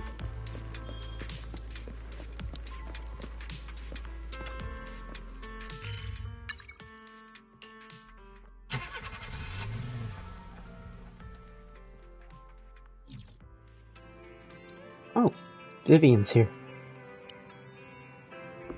I've been waiting for you for quite some time. We meet again, Master Proxy. I imagine you've already managed to gain some info from the conspirators. About some people who wish to use sacrifice to launch an attack on New Eridu. So you know about that? I only just found out myself. Because I've been watching you this entire time. I know many things. But unlike those hypocrites, I'm willing to share info with you to show my sincere hopes of working together. I need to find Bringer's belongings. Bringer's belongings? Did he even leave anything behind? Oh, he did. I have complete confidence in my intelligence network. All the more reason for you to work with me. You've probably already guessed, but what Bringer left behind will be crucial for cracking the alleged sacrifice attack. Find it, and we'll finally know what they are after. Who do you mean by they? The Exaltists, of course. They're always lurking whenever something related to sacrifice comes up. Actually, the Exaltists and I, we have a bit of shared history. But no more than that until you officially agree to work with me.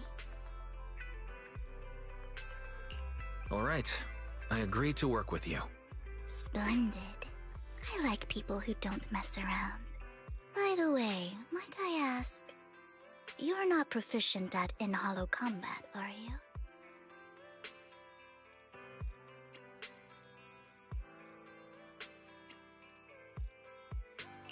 No, I can't fight. As I expected. Not to worry. You're an invaluable proxy. All I require is for you to guide me. I mean, not even my darling Lord Phaethon can fight in the hollows. Hang on. What did you just say? Your darling Lord Phaethon? That's right. The best proxy in all of New Eridu. Lord Phaethon! Don't tell me you don't like him. You might not believe this, but I'm actually Phaethon. You're an outstanding proxy, that's true. But Lord Phaethon's a cut above. No one could ever replace Lord Phaethon. But I know how you feel. You're actually one of Lord Phaethon's fans too, aren't you? So he's your biggest role model in life and you hope to become just like him, right?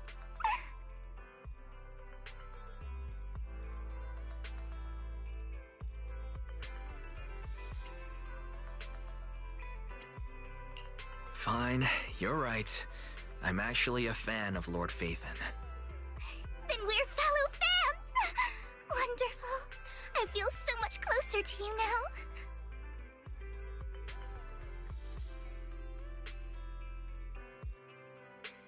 Oh my! Once I start talking about Lord Phaethon, I just can't help myself! Look at the time! I suppose that's all for today then. I'll be in touch with more news.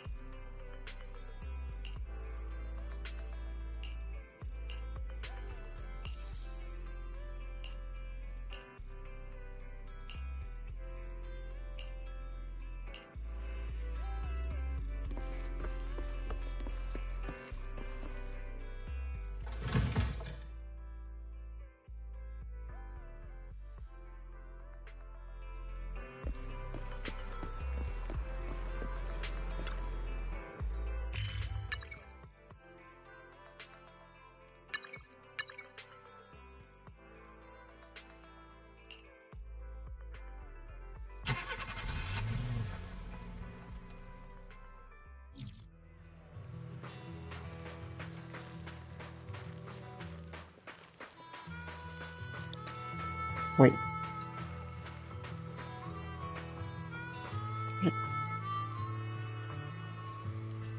Okay, I'm clearly missing something. What is Zero, Ambi, and Trigger here? Proxy, you're here too. I didn't expect to run into you here. What are you two doing here? And still in that outfit, Ambi? I'm here to investigate that incident.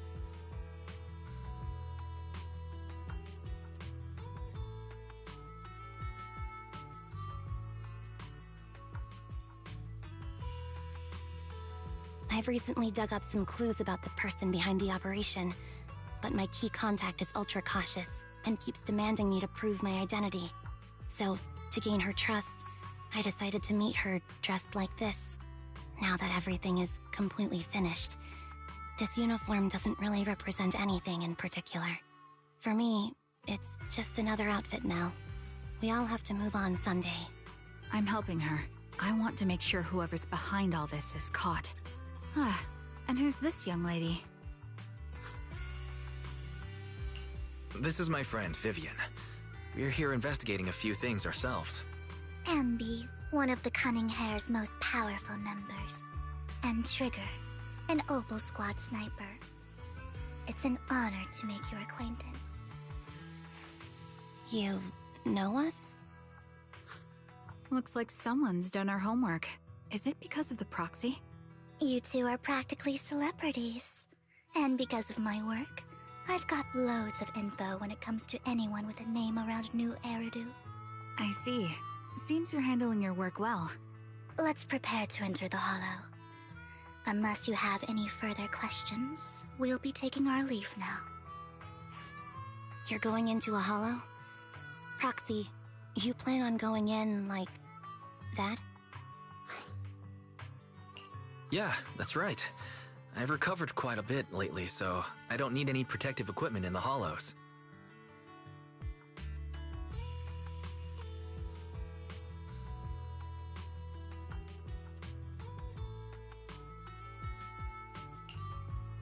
Huh. Aren't you that lady from before at the auction? Hello. I didn't expect to see you again, young lady.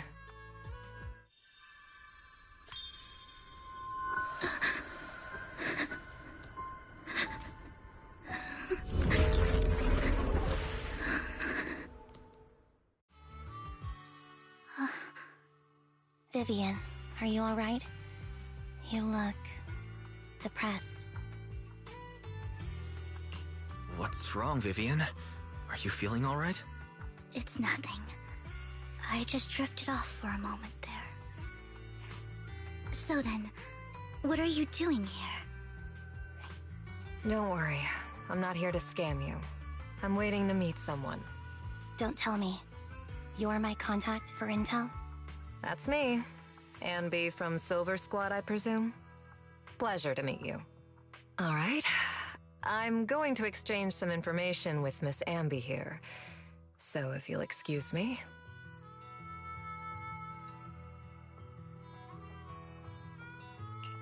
You aren't looking so good. What's the matter? I can tell you later, but not right now. Okay, that's all the information I got for you. In return, I want you to do something for me. Take me into the Hollow. I left something very valuable inside. I have to find it. Seeing as we were just about to go in ourselves, why not join us? It's fine by me. But didn't you say you were investigating something? It's fine. There's no rush. Right, Master Proxy. Huh? Yeah, there really is no rush. Sure, let's all go together. It'll be safer with more people, and we'll find your missing item more quickly. Thank you.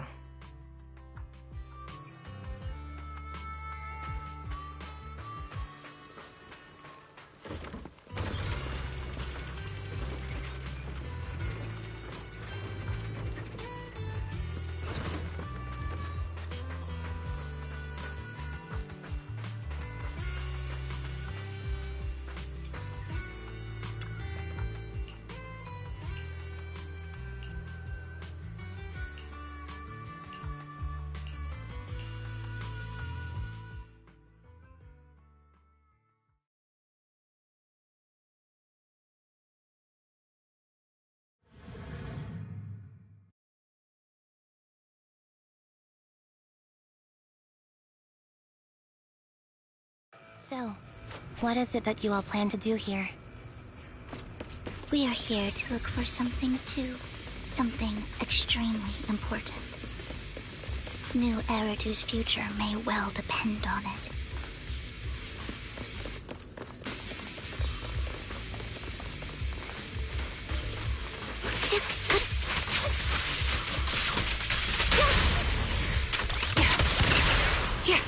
Recalibrating.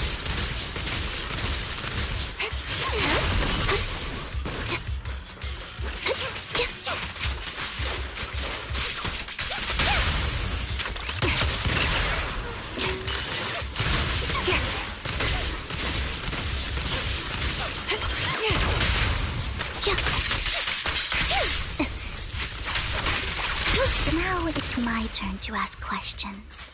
What exactly is it that you're investigating? Since you're familiar with the name Silver, then you should know that it shouldn't exist anymore. What I'm investigating has something to do with it.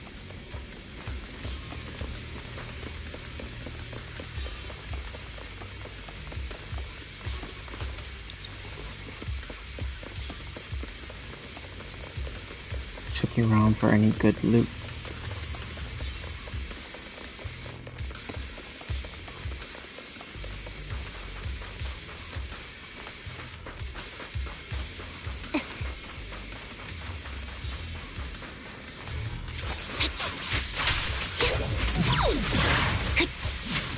Mind the blind spot.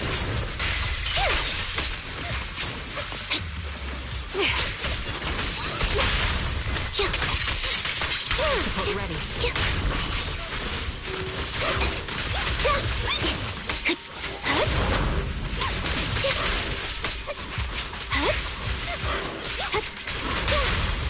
The target's weary. Adjusting for wind. Right on cue. Right over Foxy. Let's use that fissure to head to the next location. Alright.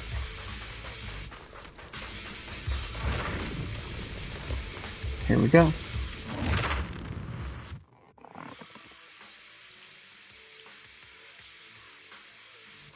This is the place.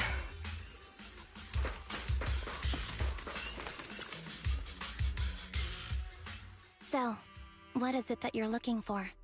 A ring. I was excavating ether here before and accidentally lost it somewhere. Please, could you all help me find it? It has to be somewhere among all this stuff here. Sure, I'll start looking.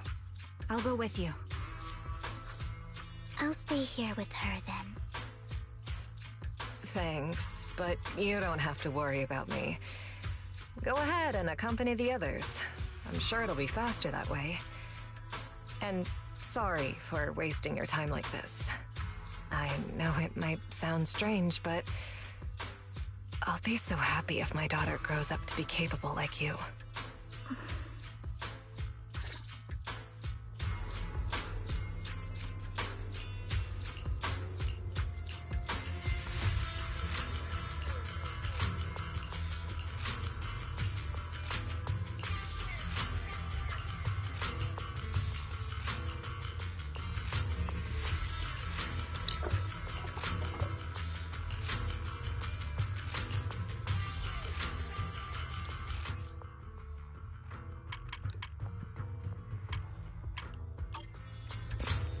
Didn't think I equipped that outfit though. I managed to get it because of the event, but probably should have double checked.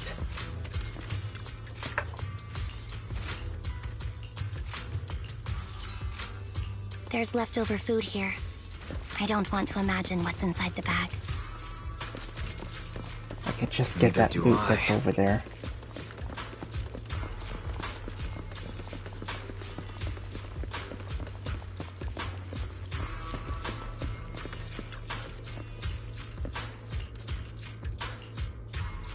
A toy that seems emotionally stable. There shouldn't be a ring hidden in it. It's pretty cute.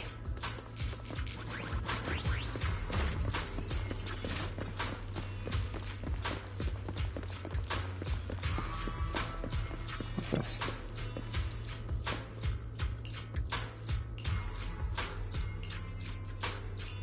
It's a fancy lunchbox? I wonder if its owner is safe and sound.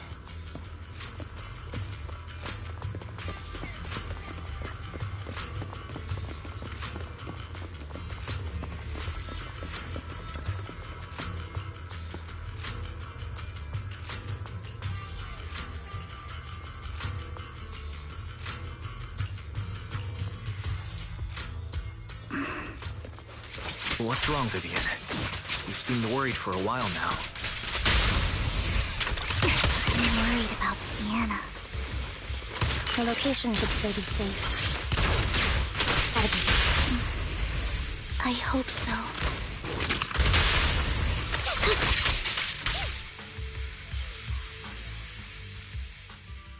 Could the ring be in that gas tank?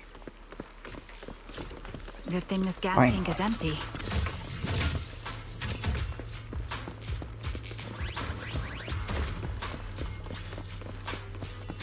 Wait, what the heck?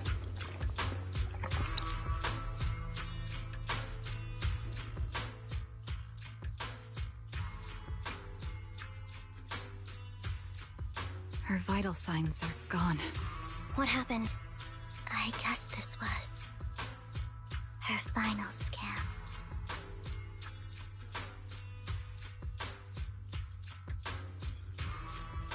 There's one thing I must remind you. Your time is running out. I'm not sure how you can tell, but you're right. I'm going to die in here. That's my plan. I'm very sick and don't have much longer. If I try to get treatment, it'll just be a burden on my daughter. So I scam my way through a bunch of physical exams and managed to take out a hollow corruption policy through Ravenlock Insurance. Once some time has passed, could you please take my corrupted body out of the hollow? That will secure a generous compensation package for my daughter. It's only what the Ravenlocks owe me. A pity, yes. But it's the only way I can squeeze it out of them. What makes you think that will help you? I just trust you will. I'm just awfully sorry you had to get involved in this. But it's something I must do. I have to leave something behind for my girl. I have to give her a chance at life. If it's okay, could you also please pass a message to Mira for me? Tell her, don't worry. Even if Mommy's body is corrupted, withers away, and turns to dust, my love for you will always be there. Thank you. You're a good kid.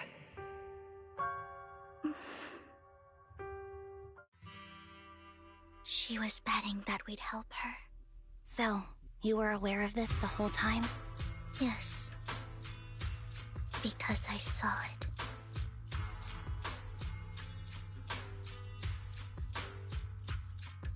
You might not believe me, but I've had this ability to see the future since I was a little girl.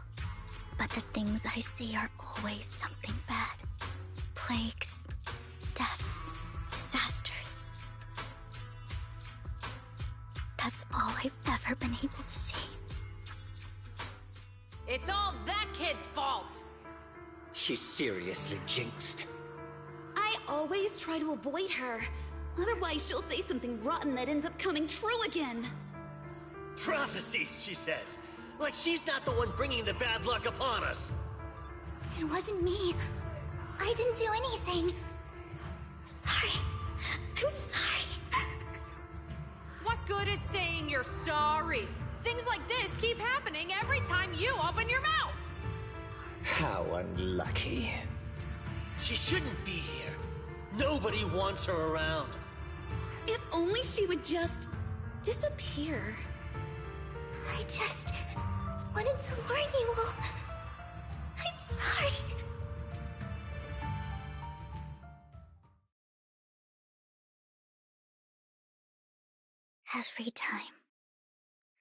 Every time it's the same. In the end, there's nothing I can change. Sometimes I even wonder whether it's me predicting these things, or if my very existence is manifesting these calamities. Vivian, it's not your fault.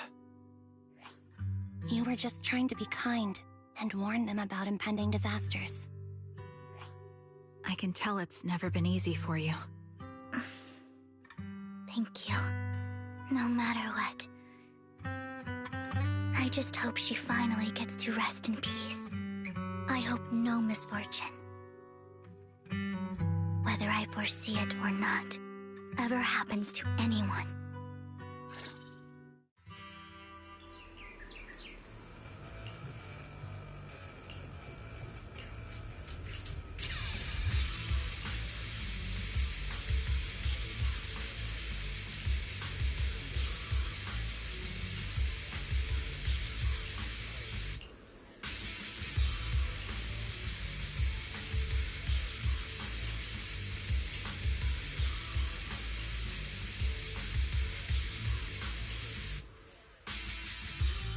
Roxy, do you believe that the future can be changed? That's quite the sudden question. I think that it can. Is that so? We'll have to find out. In my memories, this has happened countless times already. Why can I only see these misfortunes? Why can't I even have a sliver of happiness?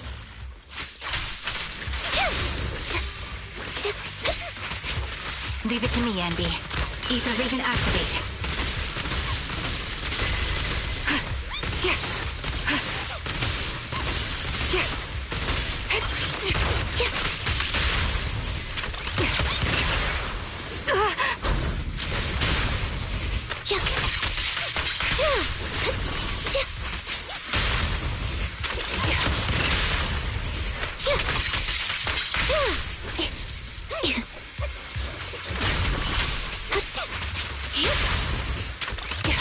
Roxy, the fissure that we're looking for is up ahead.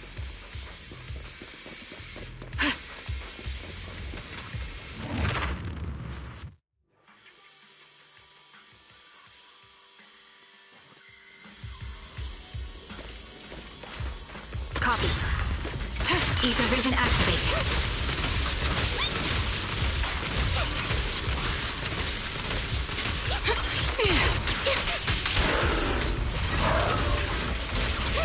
Where the heck did these come from?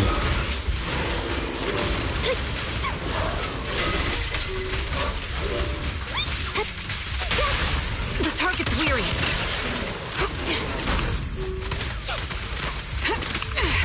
Recalibrating.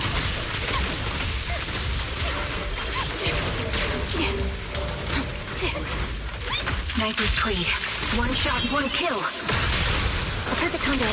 Fire support needed. Loyalty. You're in my sight. I think it's about time. We should take that lady out of the hollow. You guys go on. Thank you. She gave us the intel we needed, so this is the least we could do. I hope everything else goes well for you. Master Proxy, is there anything you'd like to know? You can just ask. Can you tell me a little more about your visions of misfortune? It's a really long story.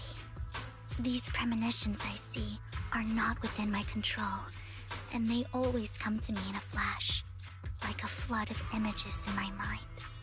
Most of the time, I see death, disease, accidents, and disasters.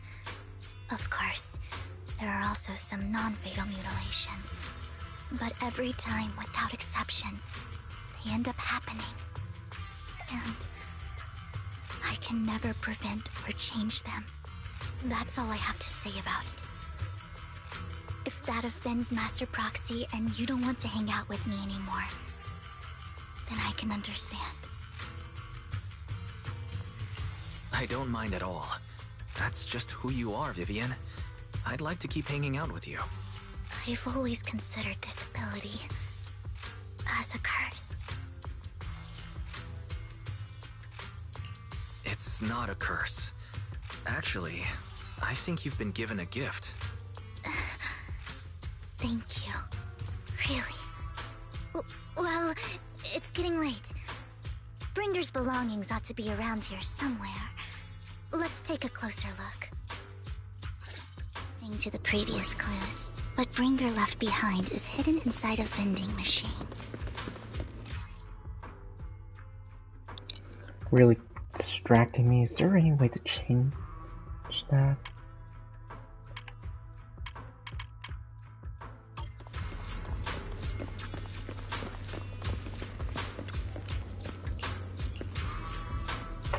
Is it in the vending machine? Oh. Looks like it isn't in here.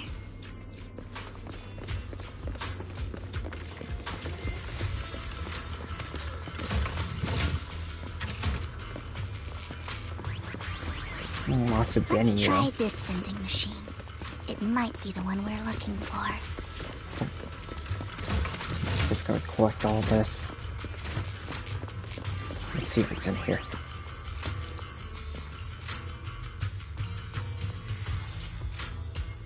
Strange, there's nothing in here.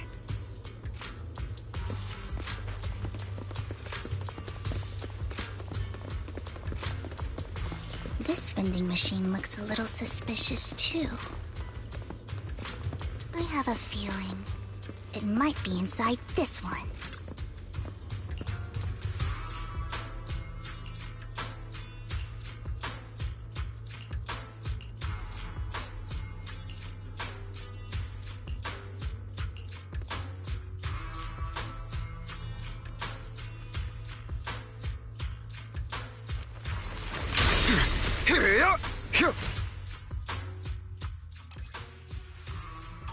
This is it.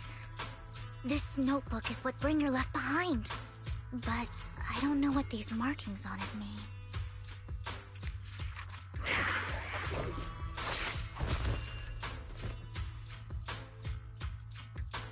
Well, hello, Master Proxy. It's been a while. Oh, don't give me that scandalized look. I did just save your lives. I would have protected the Proxy even if you hadn't appeared. I'm sure of it, but I happen to be in the area. Worry not, dear companion. I have complete confidence in your strength. Hang on. Did you say companion? So you two know each other? Apologies. I didn't have a chance to mention it before. I'm actually part of the Phantom Thief Syndicate, Mockingbird. That's right. I was only able to slip in during the auction thanks to some help from Vivian backstage. So the whole time you were only bidding on the collections so you could get backstage and tamper with things?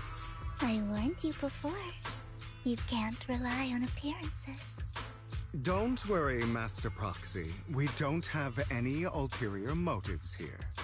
As you've probably heard, Mockingbird is a renowned Phantom Thieves syndicate in New Eridu that, despite its longevity, has managed to maintain the secrecy of its members' identities to this day. So, disclosing our identities to you is essentially the highest sign of good faith that a Mockingbird Phantom Thief can show.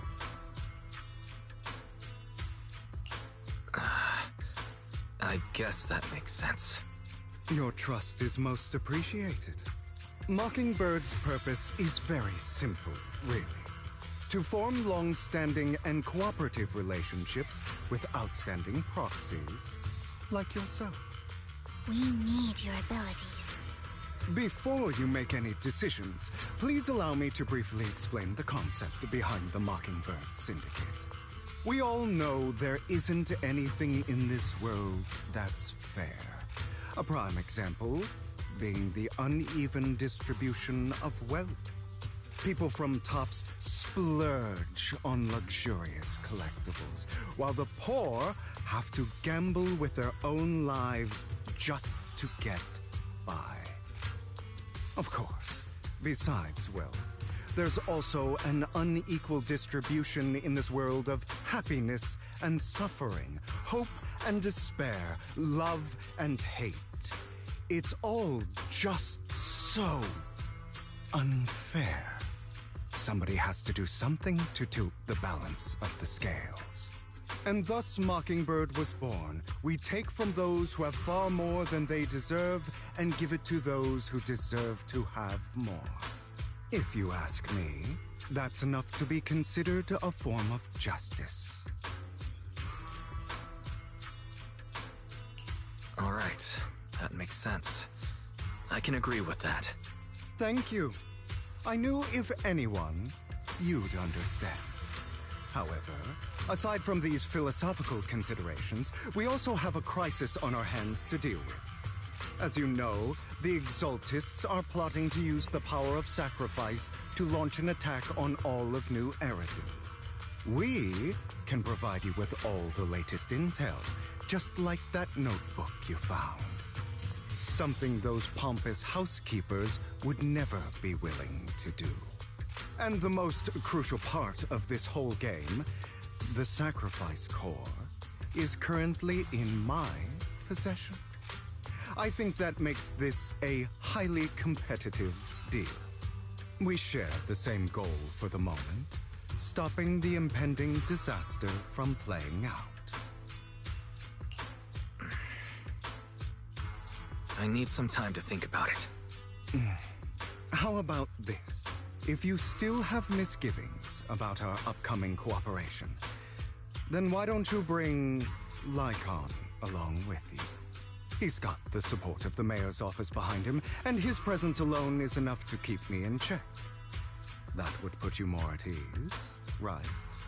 Of course, you're welcome to bring some other friends along, provided they aren't from Public Security or HSO.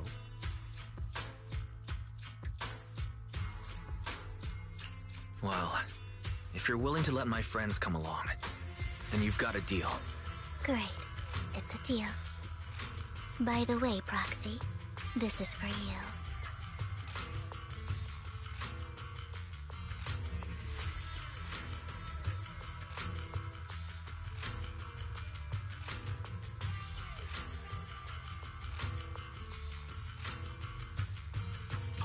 Consider it a souvenir commemorating our first time working together.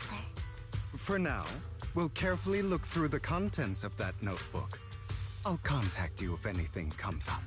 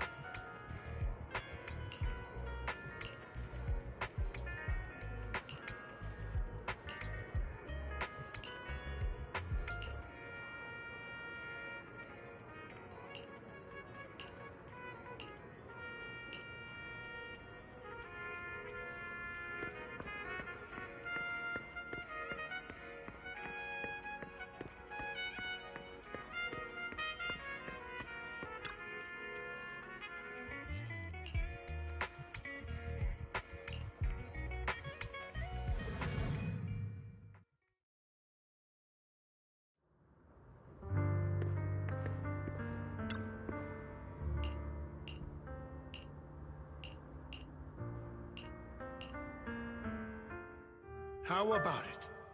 Will you work with me? Correct. Let me be honest with you. I have the sacrifice core that you're after. I am Mockingbird. So it's you. I never thought you'd be so bold as to come see me alone. Relax, my friend. As you know, if I can sneak into such a heavily guarded auction, then naturally, I can just as easily slip away right now. I'm here with the sincere intention to seek cooperation. I can give you that sacrifice core. And what do you want in return? Wealth, glory, power. The things everyone else in the world wants, I want them too. And I'm confident that as the current heir to the Ravenlock family, those are all things you can give me. Then you've certainly come to the right place. My family is working on a big project. If things come to fruition, Ravenlock's status in Tops will significantly improve. At which point, I'll be sure to leave a spot for you. Naturally, as an outsider, you're precluded from handling any of our core business. But profits from the scraps alone will be enough to set you up for life. Mr. Hartman, I think you've misunderstood me. I have no intention of joining the Ravenlock family. In fact, I have an art gallery under my name that does pretty well for itself. I was hoping you could recommend me for Tops. You want to join Tops? That's easier said than done. Even for a family like ours, it would still require significant effort and... Just answer me yes or no. I don't think either of us can afford to waste time. I understand. Yes, you have my word. But in exchange, you'll have to give me the sacrifice core first. I'm sorry, but I'm afraid I can't. I've already hidden it somewhere safe, a place nobody else but me knows. You don't want to put all your chips on the table when dealing with Tops. I know that far too well. Then that means I also need to keep an eye out when working with the infamous Mockingbird, right? Mr. Hartman, I should remind you that I stand before you undisguised. Coming from a phantom thief who's never publicly revealed his identity, shouldn't that be sufficient assurance? If I betray you, then you merely need to lift a finger to wipe me from the face of this world. You do make a valid point there. In that case, you have a deal. I appreciate your trust.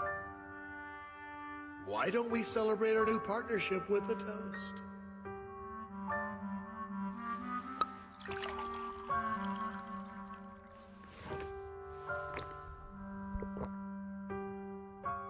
Having a drink before undertaking anything important is a family tradition.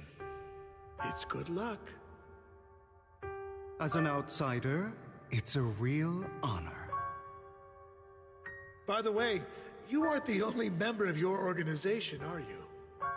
Shouldn't all your companions agree to this deal first?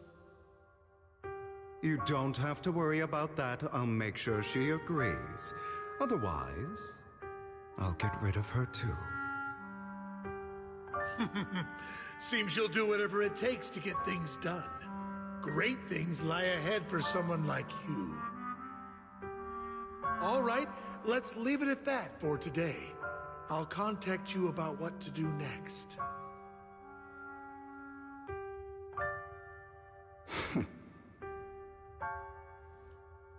That's him! He's the one who killed Serena! She was the only one who was ever any good to him, right? That's how he repays her? That's why they say once a mongrel, always a mongrel. Just look into his eyes. Father! We have to punish him! Serena had been ranking ahead of him. Hugo must have poisoned her water so he could pass her. Pure evil. Typical for an impure bloodline. He should have been kicked out ages ago. Hugo, did you do all this? Yes, it was me. I killed her. He admitted it! Father, he must be expelled! He has no right to live under the same roof as us! Why don't we reunite him with Serena then? Nobody would ever know. Hugo, well done. My children, how many times have I told you before? In this world, only the most ruthless, cruel, and unscrupulous of people ever make it to the top. Like Hugo here, who was willing to murder his only true loved one without a second thought. Only someone with the means and the gumption to do that is qualified to be my heir. But I... It's all over now, and the results are obvious. The winner of this month's assessment is Hugo. As for the rest of you, go to the usual place for the punishment you deserve. But Father, before this, I was #1. As I've told you before, there's only room for one winner in this family. You're still a loser, even if it's by the smallest margin. And there's no reason for a loser to exist. This is all for your own good. Do you understand? Go on now. Receive your punishment for the sake of the family. Yes, I understand. I'm sorry.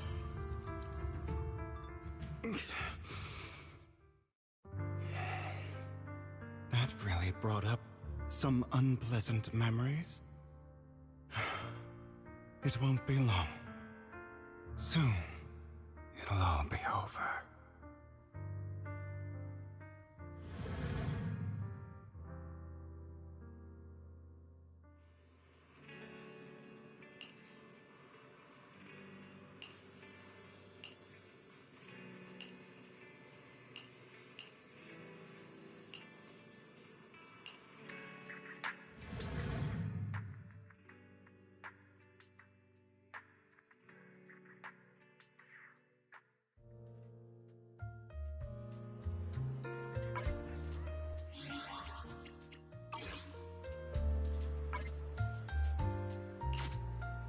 Thank you for escorting me here, Proxy.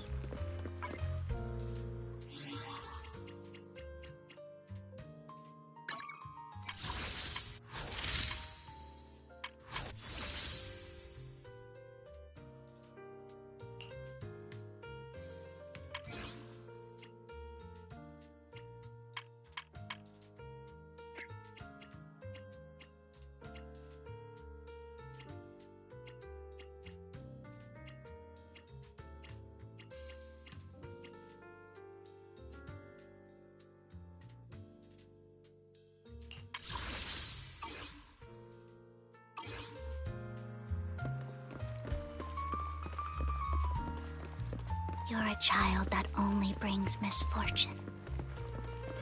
People have been saying that about me for a long time. I used to feel hurt and resentful. But now that I think about it, it's perfectly normal for people to react that way.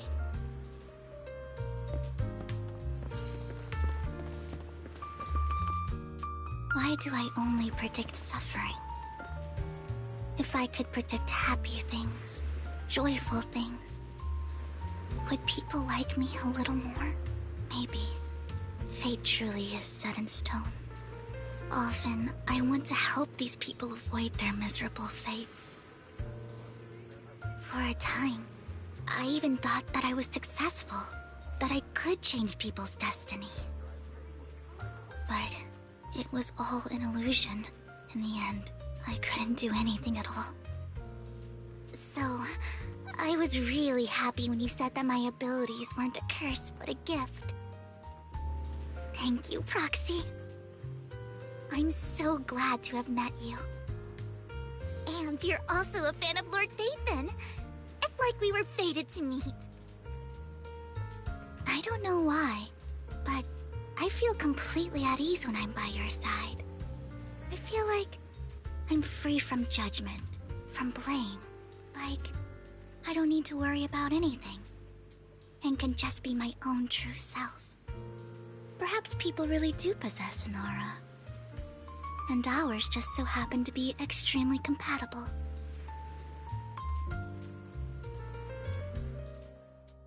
By the way, you asked me before about Hugo. I don't really know much about him. He rarely ever talks about his past, but judging from his eye colors, you can guess he's probably the bastard son of a renowned family. I think his mother was very worried about his different colored eyes, and even wanted to get rid of him at one point. But then his family offered a huge price and bought him off his mother for some reason. And just like that, he moved from a leaky and drafty boarding room to a luxurious mansion. But he's also mentioned that the extravagant home is actually like hell for him. I think it's probably because the family treats him terribly. I digress. He ran away and ended up meeting Lycon and his master. After that, they formed Mockingbird together and experienced a rare period of happiness. Until Lycon's betrayal. So, what's your take on Hugo? I imagine I would still be wandering around now if I had never met him. To me, Hugo is just like an older brother. I've always felt as though he's carrying some heavy burden with him. But that's a secret he's kept to himself. Something he'll never tell me. Sometimes when I look into his eyes, I can feel that he's really struggling with something. Even though he may say some extreme things, Hugo really isn't a bad person. I think one day he'll tell me his secret. Until then, I just have to wait. Wait and trust him.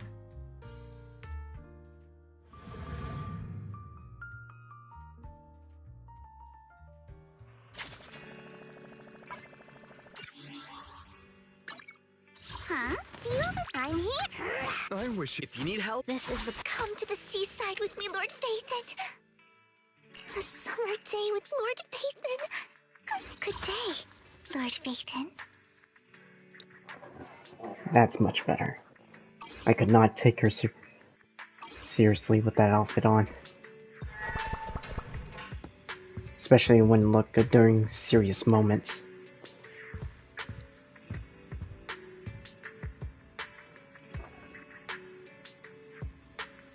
Next time I'm gonna double check every time I get a new outfit for anyone.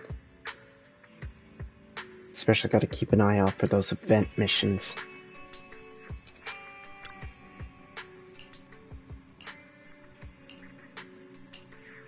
It's certainly interesting to see their stories. Vivian has the ability to see bad things, and Hugo's had a very shitty life.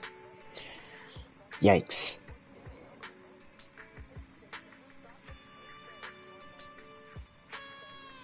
Wonder if this is hinting at something that's gonna happen later on.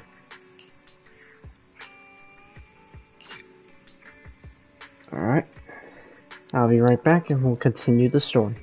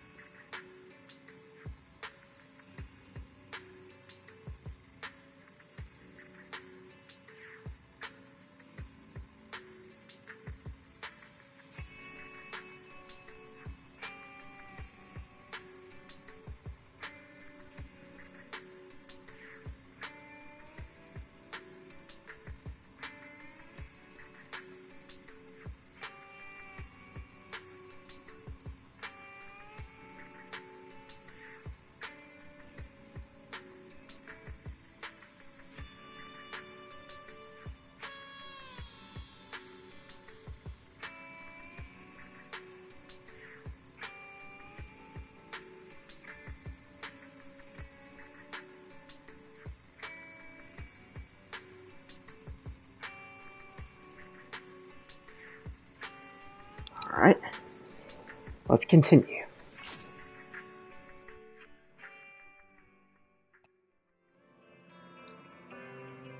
Let's find out more about you, Vivian.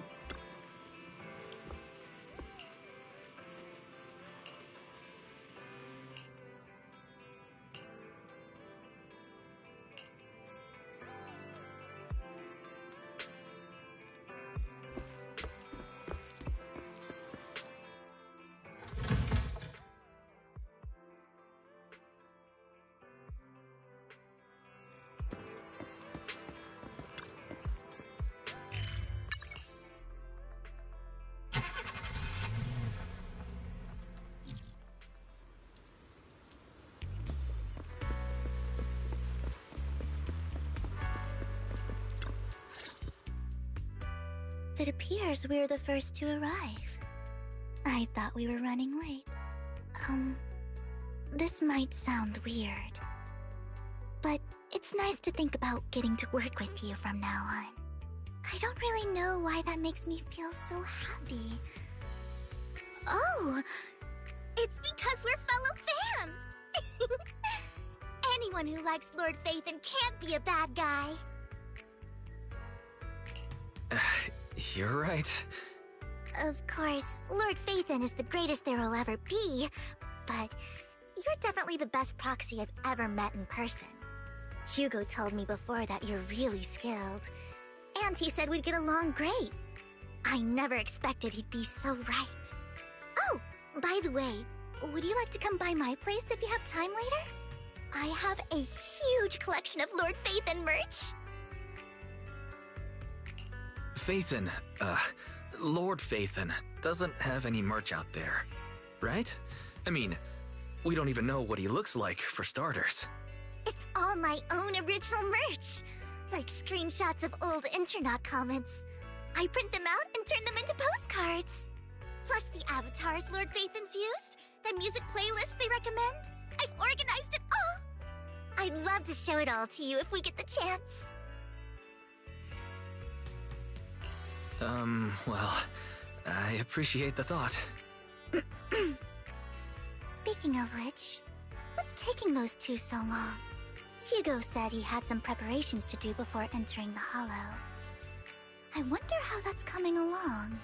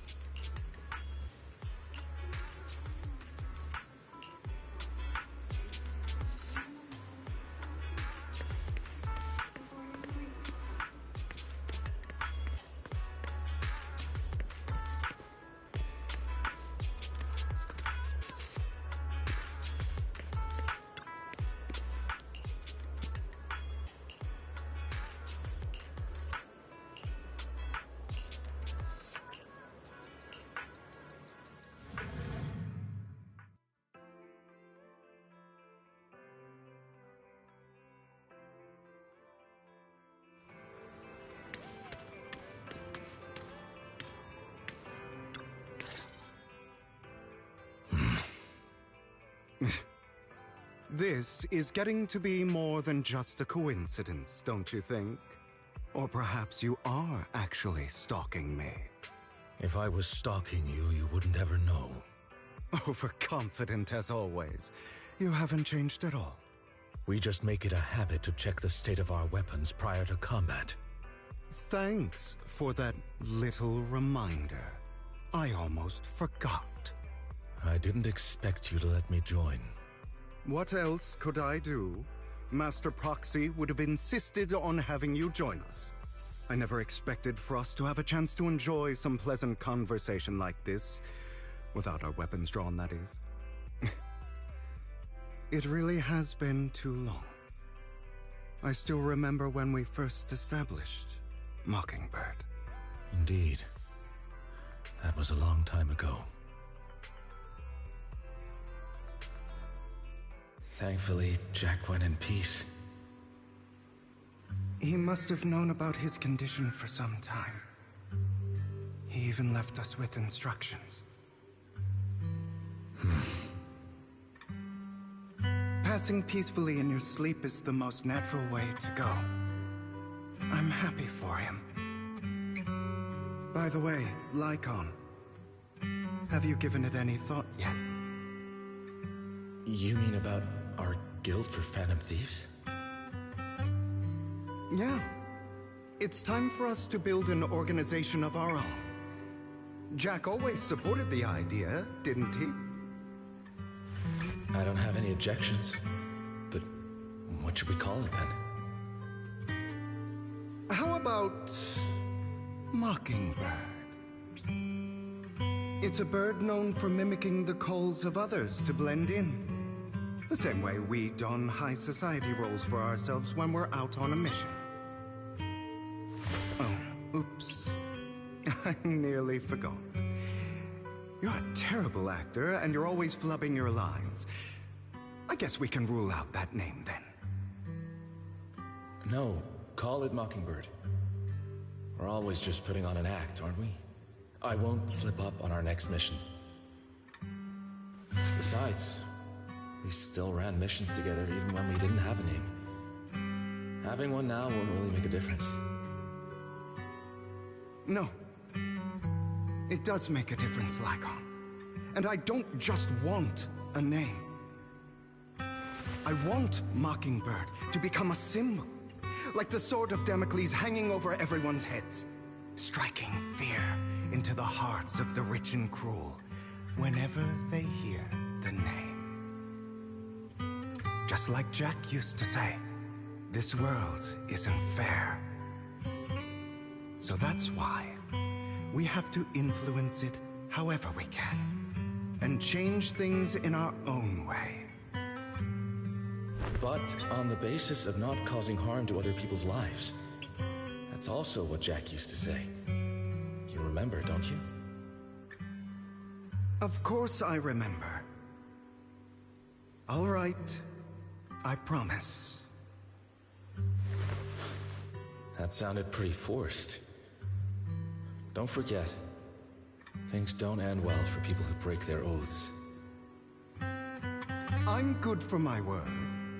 You must trust your fellow companions. That's also something Jack would say. Well then, today's the day that Mockingbird will officially start flying. Our first order of business, deciding on our symbol.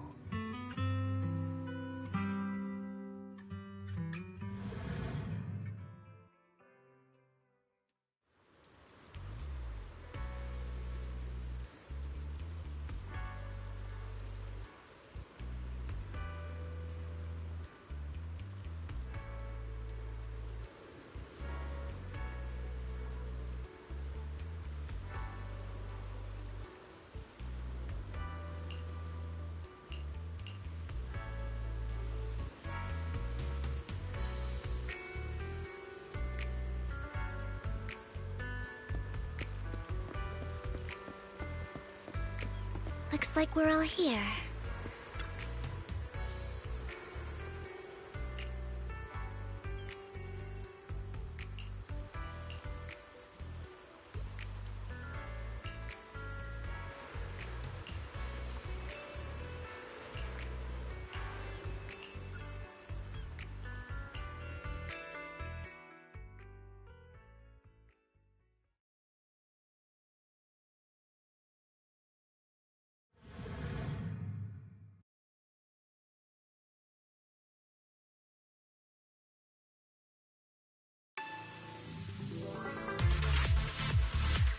I didn't expect the coordinates in Bringer's notes to lead here.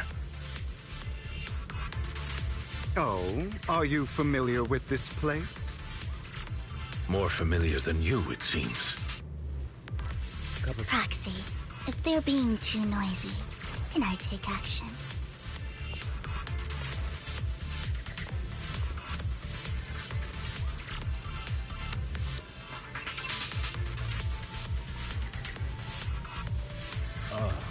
Would you like a cup of tea?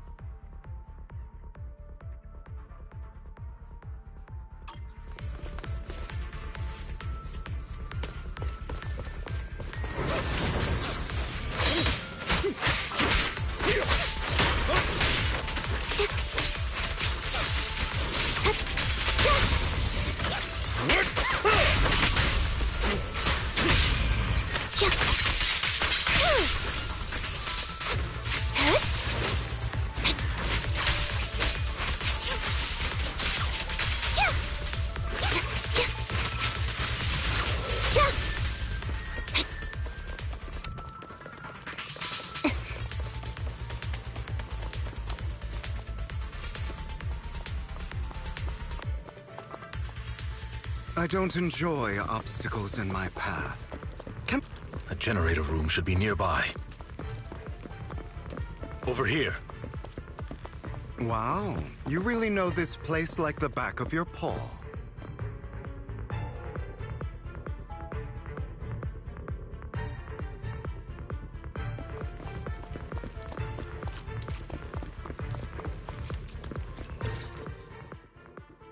Master Proxy, I hate to be the bearer of bad news, but there's something wrong with the circuit. It seems to be blocked. Don't tell me. Victoria Housekeeping's high and mighty attendants can't even fix a simple circuit. I can fix it, but I'll need a circuit diagram before I can do anything. I've seen diagrams for this type of circuit before. It's a pity that we're unable to connect to the outside world from inside the hollow. Just leave that problem to me. Wise, I just sent an image of a circuit diagram to you. Have a look. Thank you very much, Master Proxy. Now then, let's start repairing this circuit.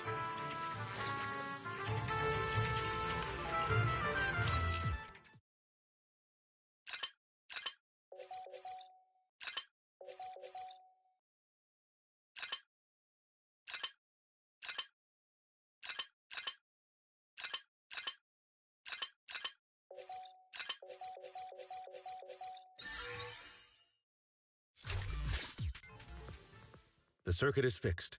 We should now be able to open that door. Wait up. Wait a second.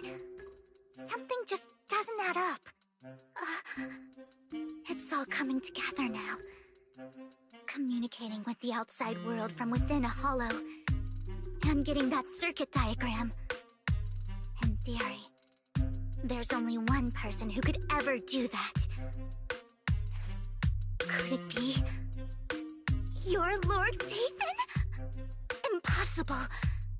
There's no way. But then again, only Phaethon could have done that. I mean, you're an incredible proxy, sure. And you're a good person. But could you really be Lord Phaethon? That's me. I'm Phaethon. Sorry, I just never had the opportunity to tell you. Unbelievable. Lord Phaethon! I've been your biggest fan for years now! Goodness me, Lord Phaethon was right in front of me all along, and I had no idea. This is like a dream. Could you... I mean, if you're willing, could you please give me an autograph and a group photo and...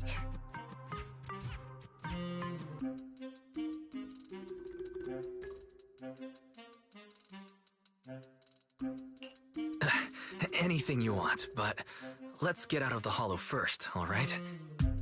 Oh! Okay, sorry. Guess I got a little too excited.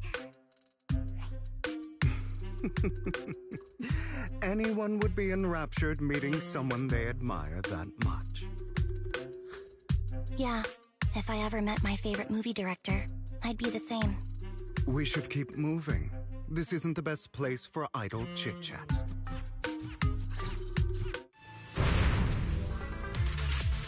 The door's finally open.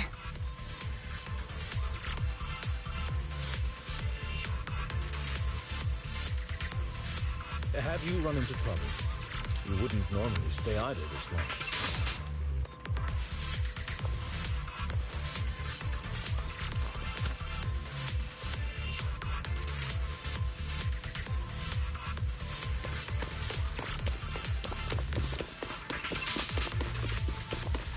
The proxy is Nathan. Nathan is the proxy. This is a dream. I never want to wake up.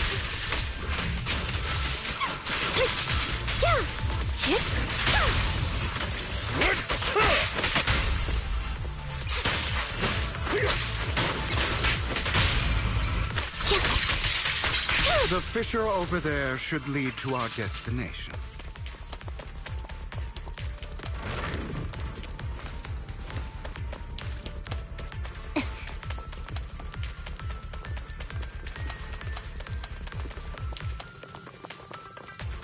Say no more. Copy.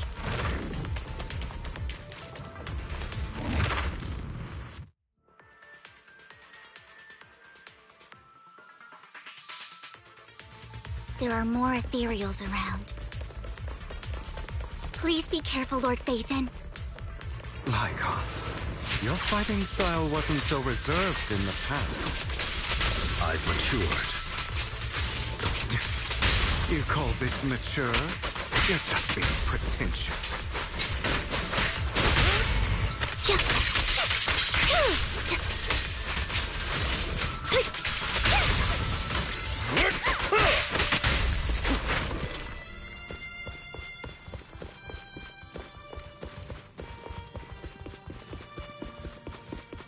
A difficult foe, that one.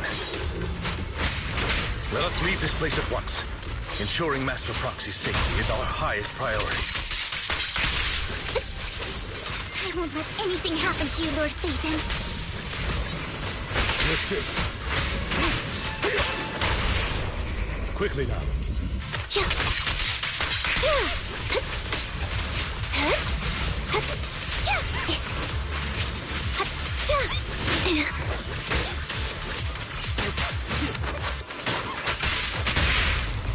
Awaiting orders.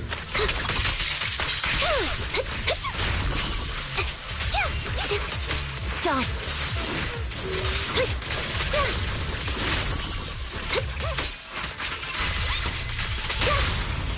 Move it.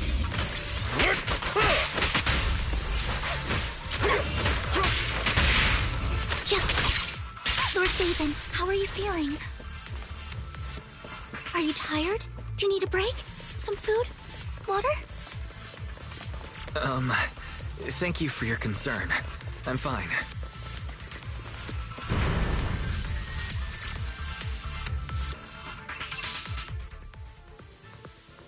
Master, a complex mechanism has been detected ahead. To pass through, you need to activate all 3 smaller mechanisms. Suggestion: split up and handle them simultaneously to save time. So, we have to head to 3 different places to crack this thing. Huh? We're splitting into 3 groups? In that case, I'll protect you, Master Proxy. I can take care of one myself. That leaves the last one to me, then. You should go with Hugo. What's that supposed to mean? We get along just fine, don't we, Miss Cunninghair? I don't know what's going on with you two, but you've been bickering the whole time. It's annoying. This is a good chance for you guys to build some rapport. Anby's got a point. Hugo, just go with Lycon. You just want to be alone with your Lord Faithin, don't you, Vivian? Huh? That's not it!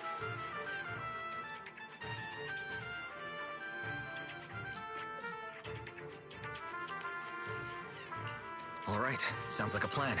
It's all decided then. If Master Proxy says so, then sure. But, Lycon, you better not slow me down. I really want to recommend you two some movies for a crash course on teamwork.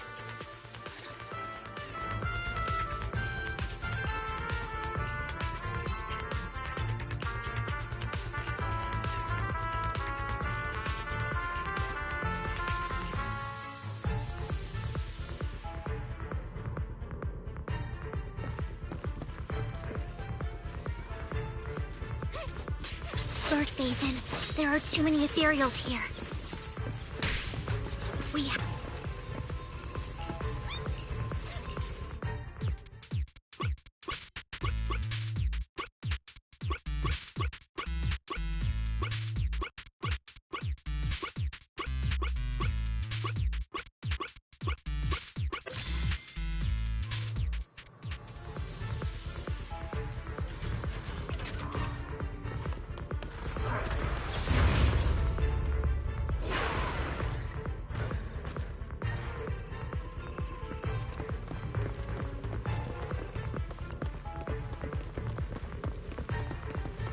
Lord Faithin, seems like we both need to press down on these mechanisms at the same time.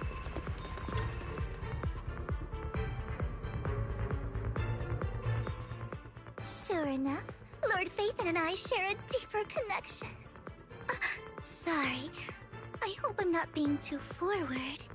Goodness me, somehow I'm fighting alongside Lord Faithin. It's like I'm going to wake up any second now, aren't I? No, this isn't a dream. I'm real. See? You can even hold my hand. Not only is Lord Faithin incredible, but super kind. That's it. I pledge to be a die-hard Lord Faithin fan until my very last breath.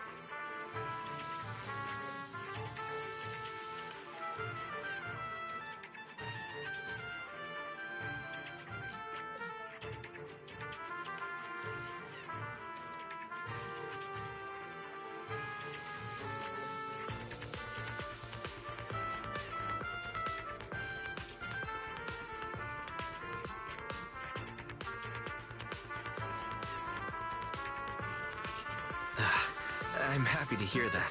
Don't get me wrong, but... why do you like Faithin so much, Vivian? Lord Faithin is my light. The one who saved me in my darkest, most desperate times. Like a deity who rescued me. You probably don't remember, but... you really did save me that day. Wow, it's so embarrassing to say all this in front of you. Sorry, I hope I'm not bothering you too much. No, you're not a bother at all. Thank you for your loyal support. I should be the one thanking you.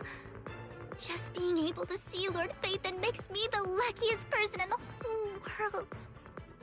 Sorry to keep babbling like this. I wonder how the others are doing. I'm sure Anby will be able to manage. She's great at this kind of stuff. But as for Hugo and Lycon, let's just hope they don't get into a fight with each other. There are too many ethereals here. Though, it's not a huge problem.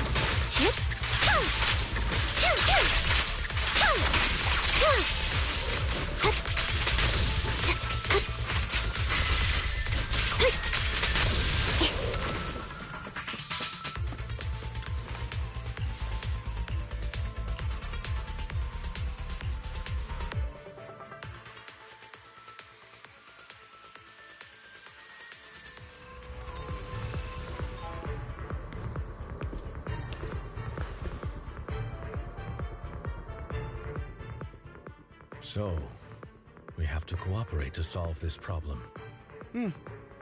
That's a real shame. I have no intention of arguing with you right now. Master Proxy and Miss Vivian are elsewhere, and we must rendezvous with them post-haste. What a coincidence. That's exactly what I was thinking. Just this once, we should trust each other. For the proxy. I have no objections. Very well. Then you'd better keep your word. I know you've never fully trusted me, Lycon, even before it all fell apart.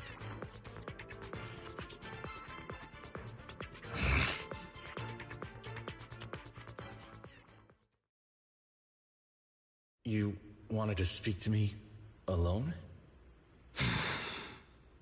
I know you and Hugo are as thick as thieves and don't hide anything from one another. But you can't tell him what I'm about to tell you. Did something happen with him? Hugo is an intelligent and gifted child.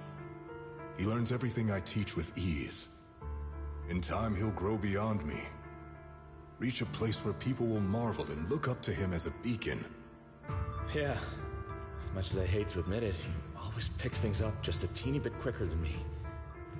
But none of that matters, because I can overpower him easy. I don't think being gifted is a good thing for him. What do you mean? He bears a dark and painful past. What he was taught, the hatred he was faced with, everything he picked up, it's all become an integral, inseparable part of him. I believe that beautiful flowers can blossom even in the darkest abyss. But the roots of that flower would draw from evil instead of good. Hatred instead of love. It's a curse that flows through his lineage. A curse that fate branded him with. I've seen far too many people like that throughout this long life of mine. They struggle with this curse their whole lives. But they all end up failing in the end. The path of light is narrow and fleeting. And the darkness is filled with such temptation that dropping your guard for even just a moment can send you spiraling straight into the abyss. Do you mean Hugo's going to be a bad guy? I don't know. I hope he'll always stay true to his heart. That he won't give in to hatred and ambition. That he won't become the dragon that must be slain. But he has inherited the seed of evil. You cannot let it take root. I'm afraid I won't be there to help you. There's not much life left in this old body of mine. So then, Lycon, promise me now. You must hold his chain tight. To restrain him. To stop him. And when necessary, to choke him. You've become slow. Or maybe you've been on guard against me this whole time, and that's what's slowing you down. Looks like I was right. Lycon, I hope you're aware that the one who betrayed Mockingbird and went to work for the Mayflowers was you. Not me. I would never betray my companion. I don't wish to repeat myself, but you should not break our oath. That's the path I've chosen, and I'm going to stick to it. But you know that path will lead you the wrong way. Who are you to lecture me about right and wrong? I believe any path that makes you feel pain must be the wrong one. Your disgusting sympathies make me sick, Lycon. There's only ever been one person who can kill me or save me, and that is me.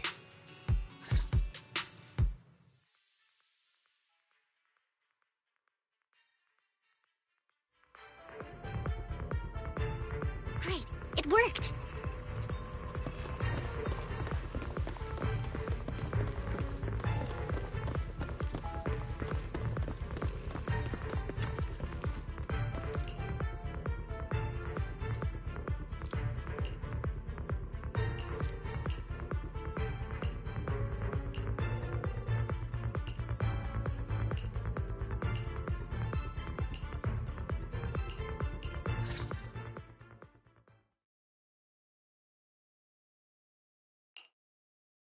That was loud.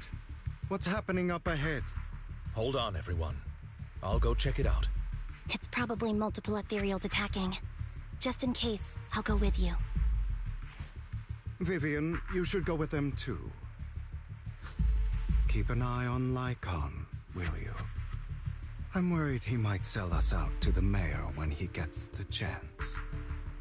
I'd never do that. But if Miss Vivian wishes to join us, she's more than welcome. Okay. Then I'll go with you. Why do you look so nervous? I've spent so much time by your side already. I need to get away from Lord Phaethon for a little bit, or I might die from this overwhelming happiness. If that's the case, Miss Vivian, feel free to come along with me. Okay. All right. So, how does it feel to be worshipped, Lord Phaethon? You had that figured out a while ago, didn't you? Sharp as always. But of course, I couldn't spoil it for her. She has to figure it out on her own. That's what makes it special.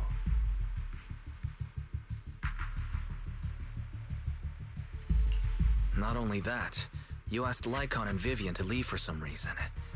Is there something you'd like to say to me? I can't keep anything from you, can I? I've always treated Vivian like my own little sister. Maybe it's just a coincidence, but she looks a lot like Serena. I think I mentioned it before. Serena was my half-sister. She passed away a long time ago. Vivian really likes you, whether you're faith-in or just wise. Of course, I also have a lot of respect for someone like you. Strong, fair, and genuinely kind. So I hope... I beg you, please keep her safe. Hang on. What's that supposed to mean? Think of it as the last bit of conscience I have left. A kid as pure as her.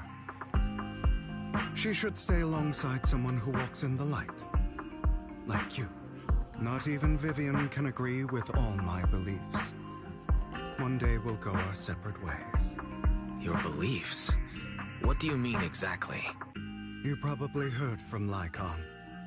We swore an oath when we started Mockingbird. We swore to use our own hands to right the wrongs in this world. But never, under any circumstances, would we take another human life.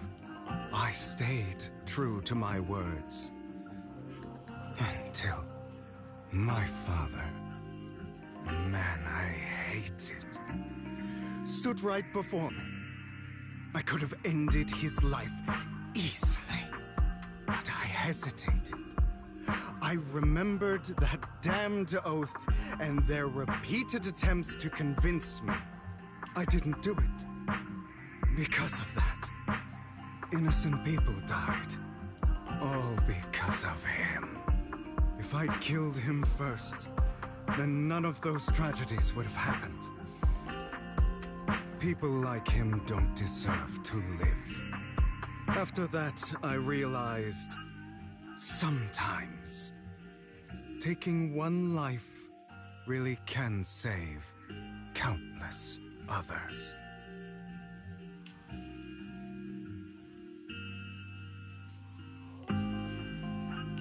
I understand where you're coming from. I knew you'd understand. Vivian has a good heart. I don't want her to get her hands dirty. But you know how it is. In this world, someone has to be the bad guy. So, I want to apologize to you. Why apologize all of a sudden? You're incredibly strong, kind, capable, and really, really lucky. The world needs more people like you. Remember that revenge movie I told you about, Children of Devils? I still haven't found it, but I came across another videotape with the same name. Turns out, in that story, the children of devils are actually the children of gods. Ah, sorry for rambling. Hope you don't mind. They should be back soon. Please, look after Vivian for me.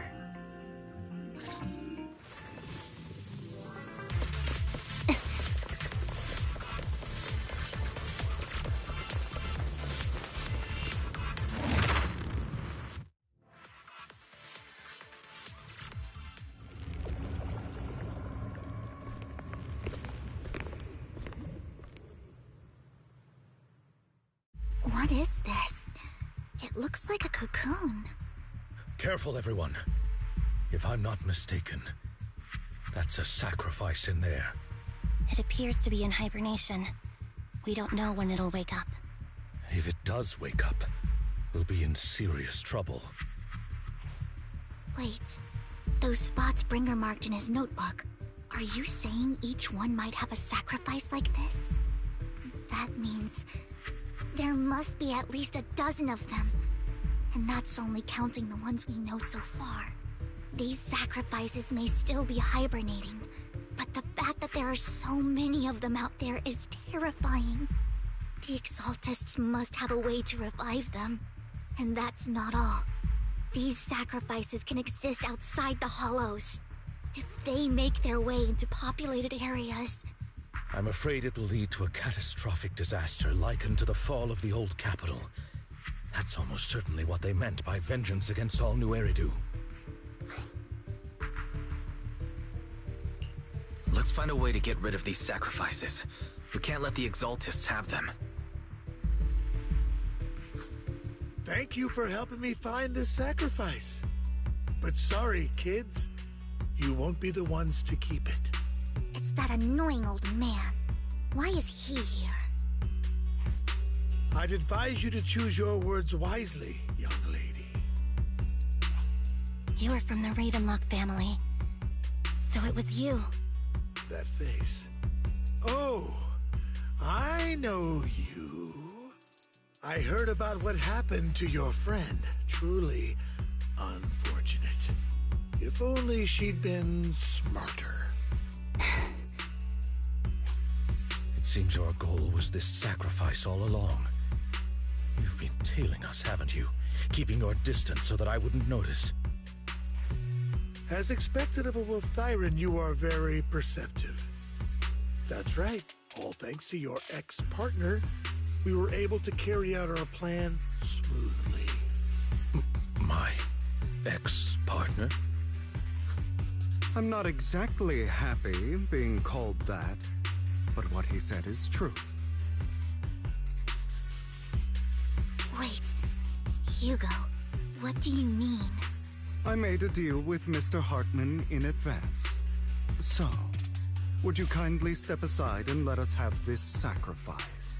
Of course, you can choose to refuse, but if you do, then I'll have to take coercive measures. What did you offer him? Everything we know about the sacrifices plus the core itself. But... why? It's simple. I want to climb higher. Mr. Hartman offered me a chance to join Tops. Who could say no to that?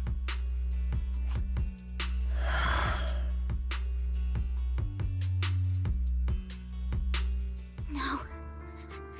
Impossible. You promised to help me investigate the Exaltists. You told me the whole point of Mockingbird was to do anything it takes to bring a little justice to this world. Was all of that just a lie? You're just too gullible, Vivian. I also told you, everybody lies. To hide their true intentions, people lie so smoothly, they don't even bat an eye. You... What a wonderful show of betrayal and backstabbing! Bravo! I've got no interest in your little feud. But would you all be so kind as to step aside? My men still have some delicate handiwork to do. to extract that sacrifice behind you. Over my dead body. Hugo, why in the world would you do that?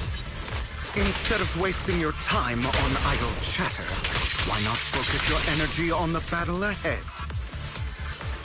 Your plans will never succeed. It's useless.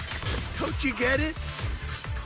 You're not just going against the people in front of you. You're not going against me.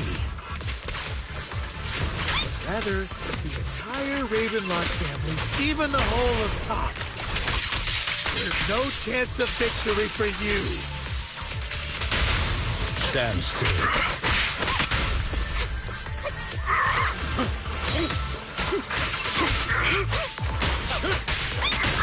He wants the sacrifice.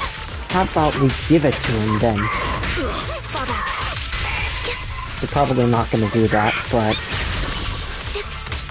I'm getting the feeling that this is... Oh, cutscene.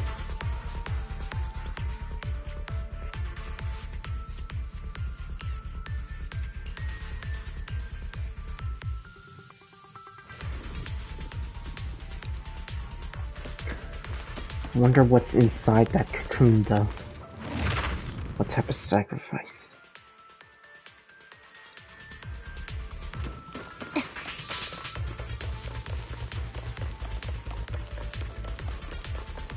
Hugo, don't make a choice you'll regret.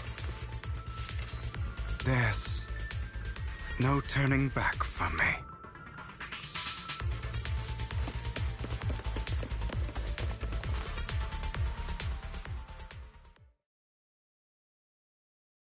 Oh, you guys are such a pain.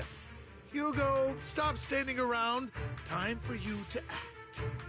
We had a deal. Give me the sacrifice core now. Did we? I don't remember.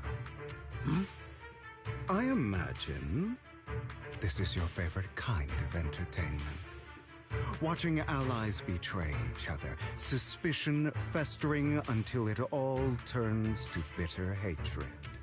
Seeing people tear each other apart like wild beasts, just like your decaying family. Does it comfort that dead conscience of yours? You. What's that supposed to mean? I am loving the look on your face right now. Right when you think you've succeeded, I'm here to tell you it was all fake. None of it was real. Let this pain sink in. It's karma for what you did to me back then. You're insane. I have no idea what you're talking about. You still don't recognize me, do you? Let me give you a little hint. My full name is Hugo Vlad Ravenlock. That's impossible. You're part of our family? I may be an illegitimate child, but I have the same blood flowing in my veins as you. I know you. You're that bastard of his. Damn it. I could have sworn you were already. My dear uncle, you were never worthy of your position. You have no claim to the Ravenlock lineage. You may have killed all of my father's other children, but sorry to disappoint, I'm still alive. I am the true heir to the Ravenlock family. You're a bastard. You have no right to inherit the family. That's not for you to decide. Master Edmund is very supportive of my claim. Edmund? That's impossible. You weaseled your way into Top's inner circle? Master Edmund doesn't care who achieves his goal. In other words, He'd happily let me take over the Ravenlock family, as long as I'm more competent than you. This can't be! You don't know the family's real secret! I know a lot more than you think, including everything that you've done. Just give up. You never even stood a chance. Damn it. This was all fake, right? You were just putting on an act to fool this old man, right? I actually fell for it. Don't do that again. At least give us a heads up next time. Vivian, everything I did was to rightfully inherit the Ravenlock family. That part is true. Now, I'm going to kill this man who stole what was never his. I'll make sure he can never be a threat again. You can't kill him. We still need information from him on the sacrifices and the Exaltists. You must be misunderstanding something, Lycon. Just like you chose the mayor, I chose Tops. At least for now, Tops has the same interests as me. I'm not going to harm my own self-interests. Be it intel on the sacrifices or the core itself. I'm handing everything over to Master Edmund. Why? I just want to take back what's mine. If fate is not willing to give me justice, then I'll just have to seize it with my own hands. Stealing, robbing, lying, or betraying. I'll do whatever it takes. Even if it means selling your soul to the devil? You know about the power struggle between Tops and City Hall. Those elites at Tops would be only too happy to see the Exaltists plotting a grand attack on New Eridu using sacrifices. That would severely harm the Mayflower's reputation and approval rating in New Eridu. And that's exactly what Tops wants to see. If that happens, countless people will die! I'm sorry it has to be this way, but I have to do this. I'm going to get everything Master Edmund wants. Inherit the Ravenlock name, climb to the top. And then I'll be able to change everything for good. For a permanent and absolute victory. We must endure the pain of cutting away rotten flesh. And persevere through the darkest hour before dawn. Someone has to do it.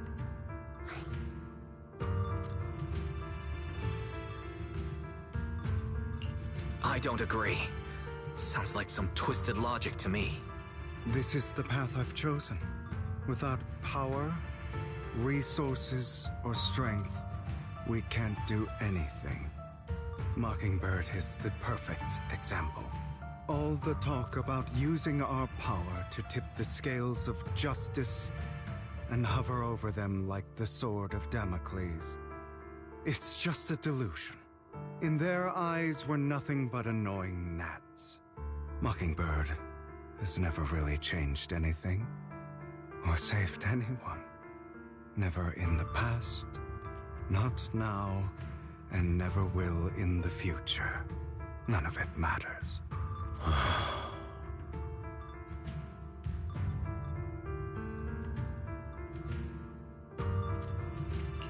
I understand your feelings, but don't be consumed by it. Sorry, Proxy. I know what you're trying to say. But this isn't some children's story of a dragon slayer becoming an evil dragon. Sometimes, to slay the dragon, you must first become one. With sharp claws, rending fangs, and strength enough to destroy anything. So I will bloody my hands. I will carry the weight of my sins. I will become the Abyss.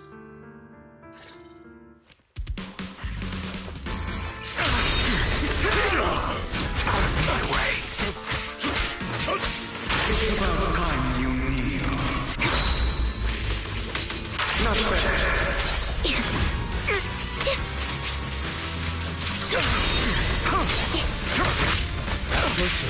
So he was related to him. That was his uncle.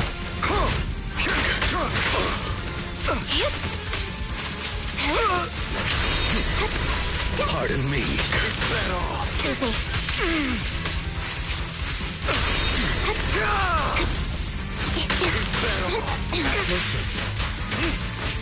This guy's tough. Is that all?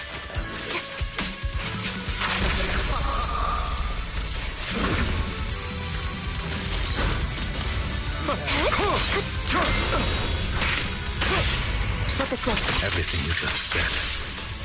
Is that what you truly believe? Of course. Are you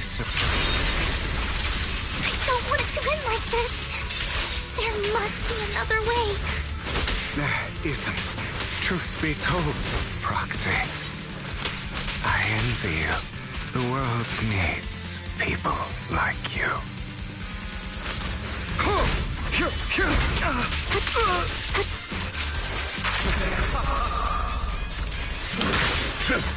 Pathetic.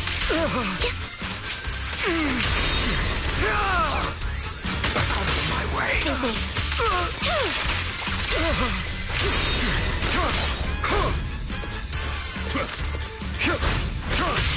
Flip a switch.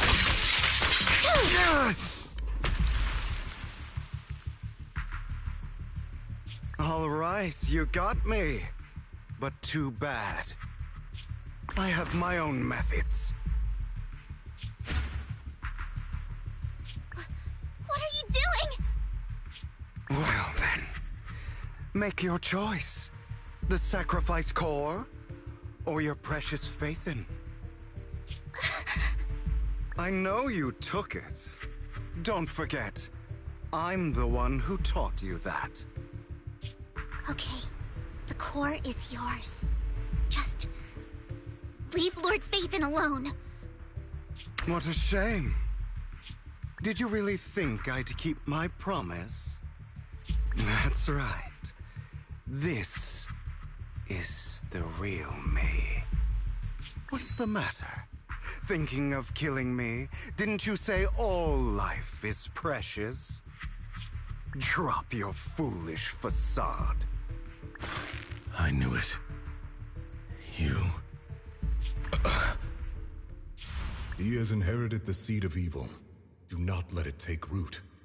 When the time comes, you must be the one.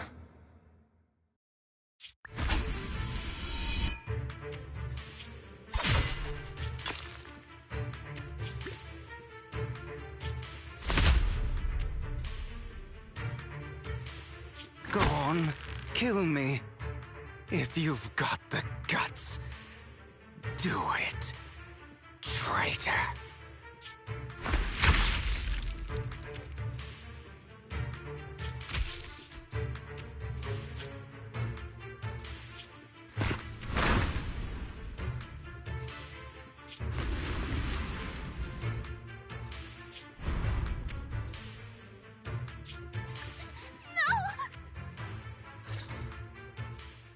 Master Proxy, are you okay? Are you hurt?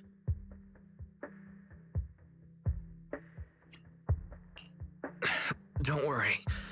I'm fine. I just didn't expect things to turn out like this. Lord Faithin, I'm sorry. I had no idea Hugo would do that to you. I'm so sorry. It's all right. No matter what, this isn't your fault, Vivian. If only I'd noticed sooner. I should have realized earlier.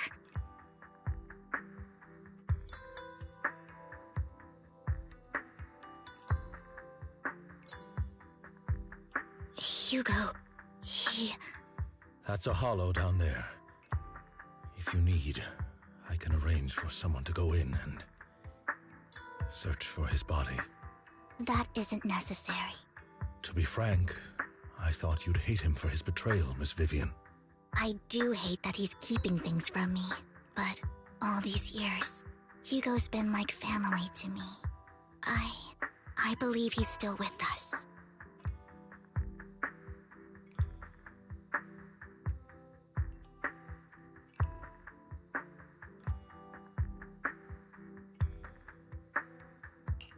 His injuries were so severe. Even before he fell into that hollow, I'm afraid he might have already... I'm terribly sorry, but I must tell you, it is impossible for Hugo to be alive. My hand went through his heart. Sorry to interrupt, everyone.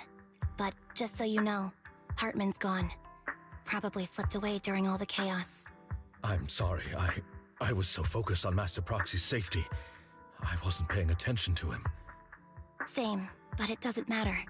We all know what he did. And he will pay for what he did today. Yes. I'll be reporting all of this to the mayor. He's not getting away with this.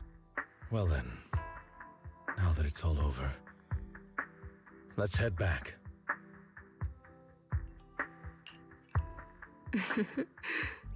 Another obstacle out of the way. She's going to be pleased about this. May the Creator guide us. Fear, suffering, despair, and destruction. That's the future I see. Or faith in.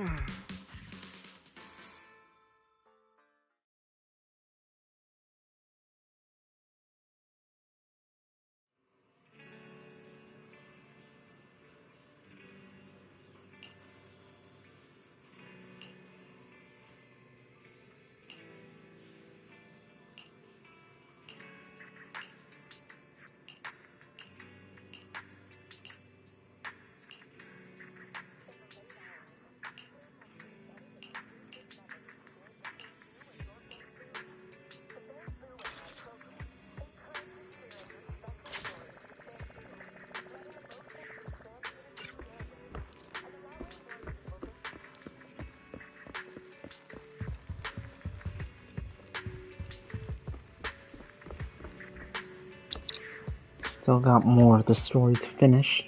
Once I complete this, we can end it off and then continue more another day. But so far this is getting really interesting.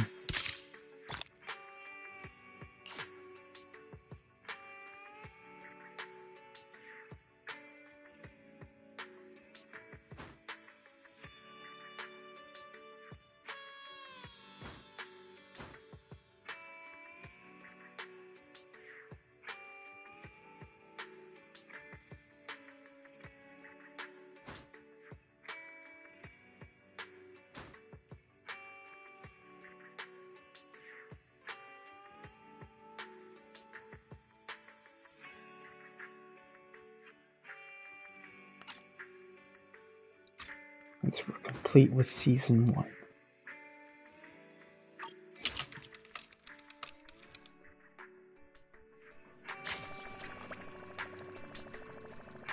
I think we'll end it up. I think this is a good spot to end it off. So we'll end it off here and continue this tomorrow or the day after. I really like how the story's going on so far.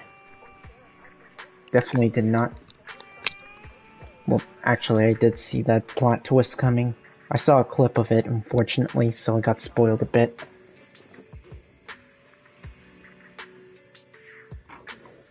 But now all that's left is to find out where the sacrifice and the core is. I wonder if we'll get to see what it looks like. Can't wait. Until then, hope you all enjoyed this video. Please like, comment, and subscribe, and I'll see you all next live stream.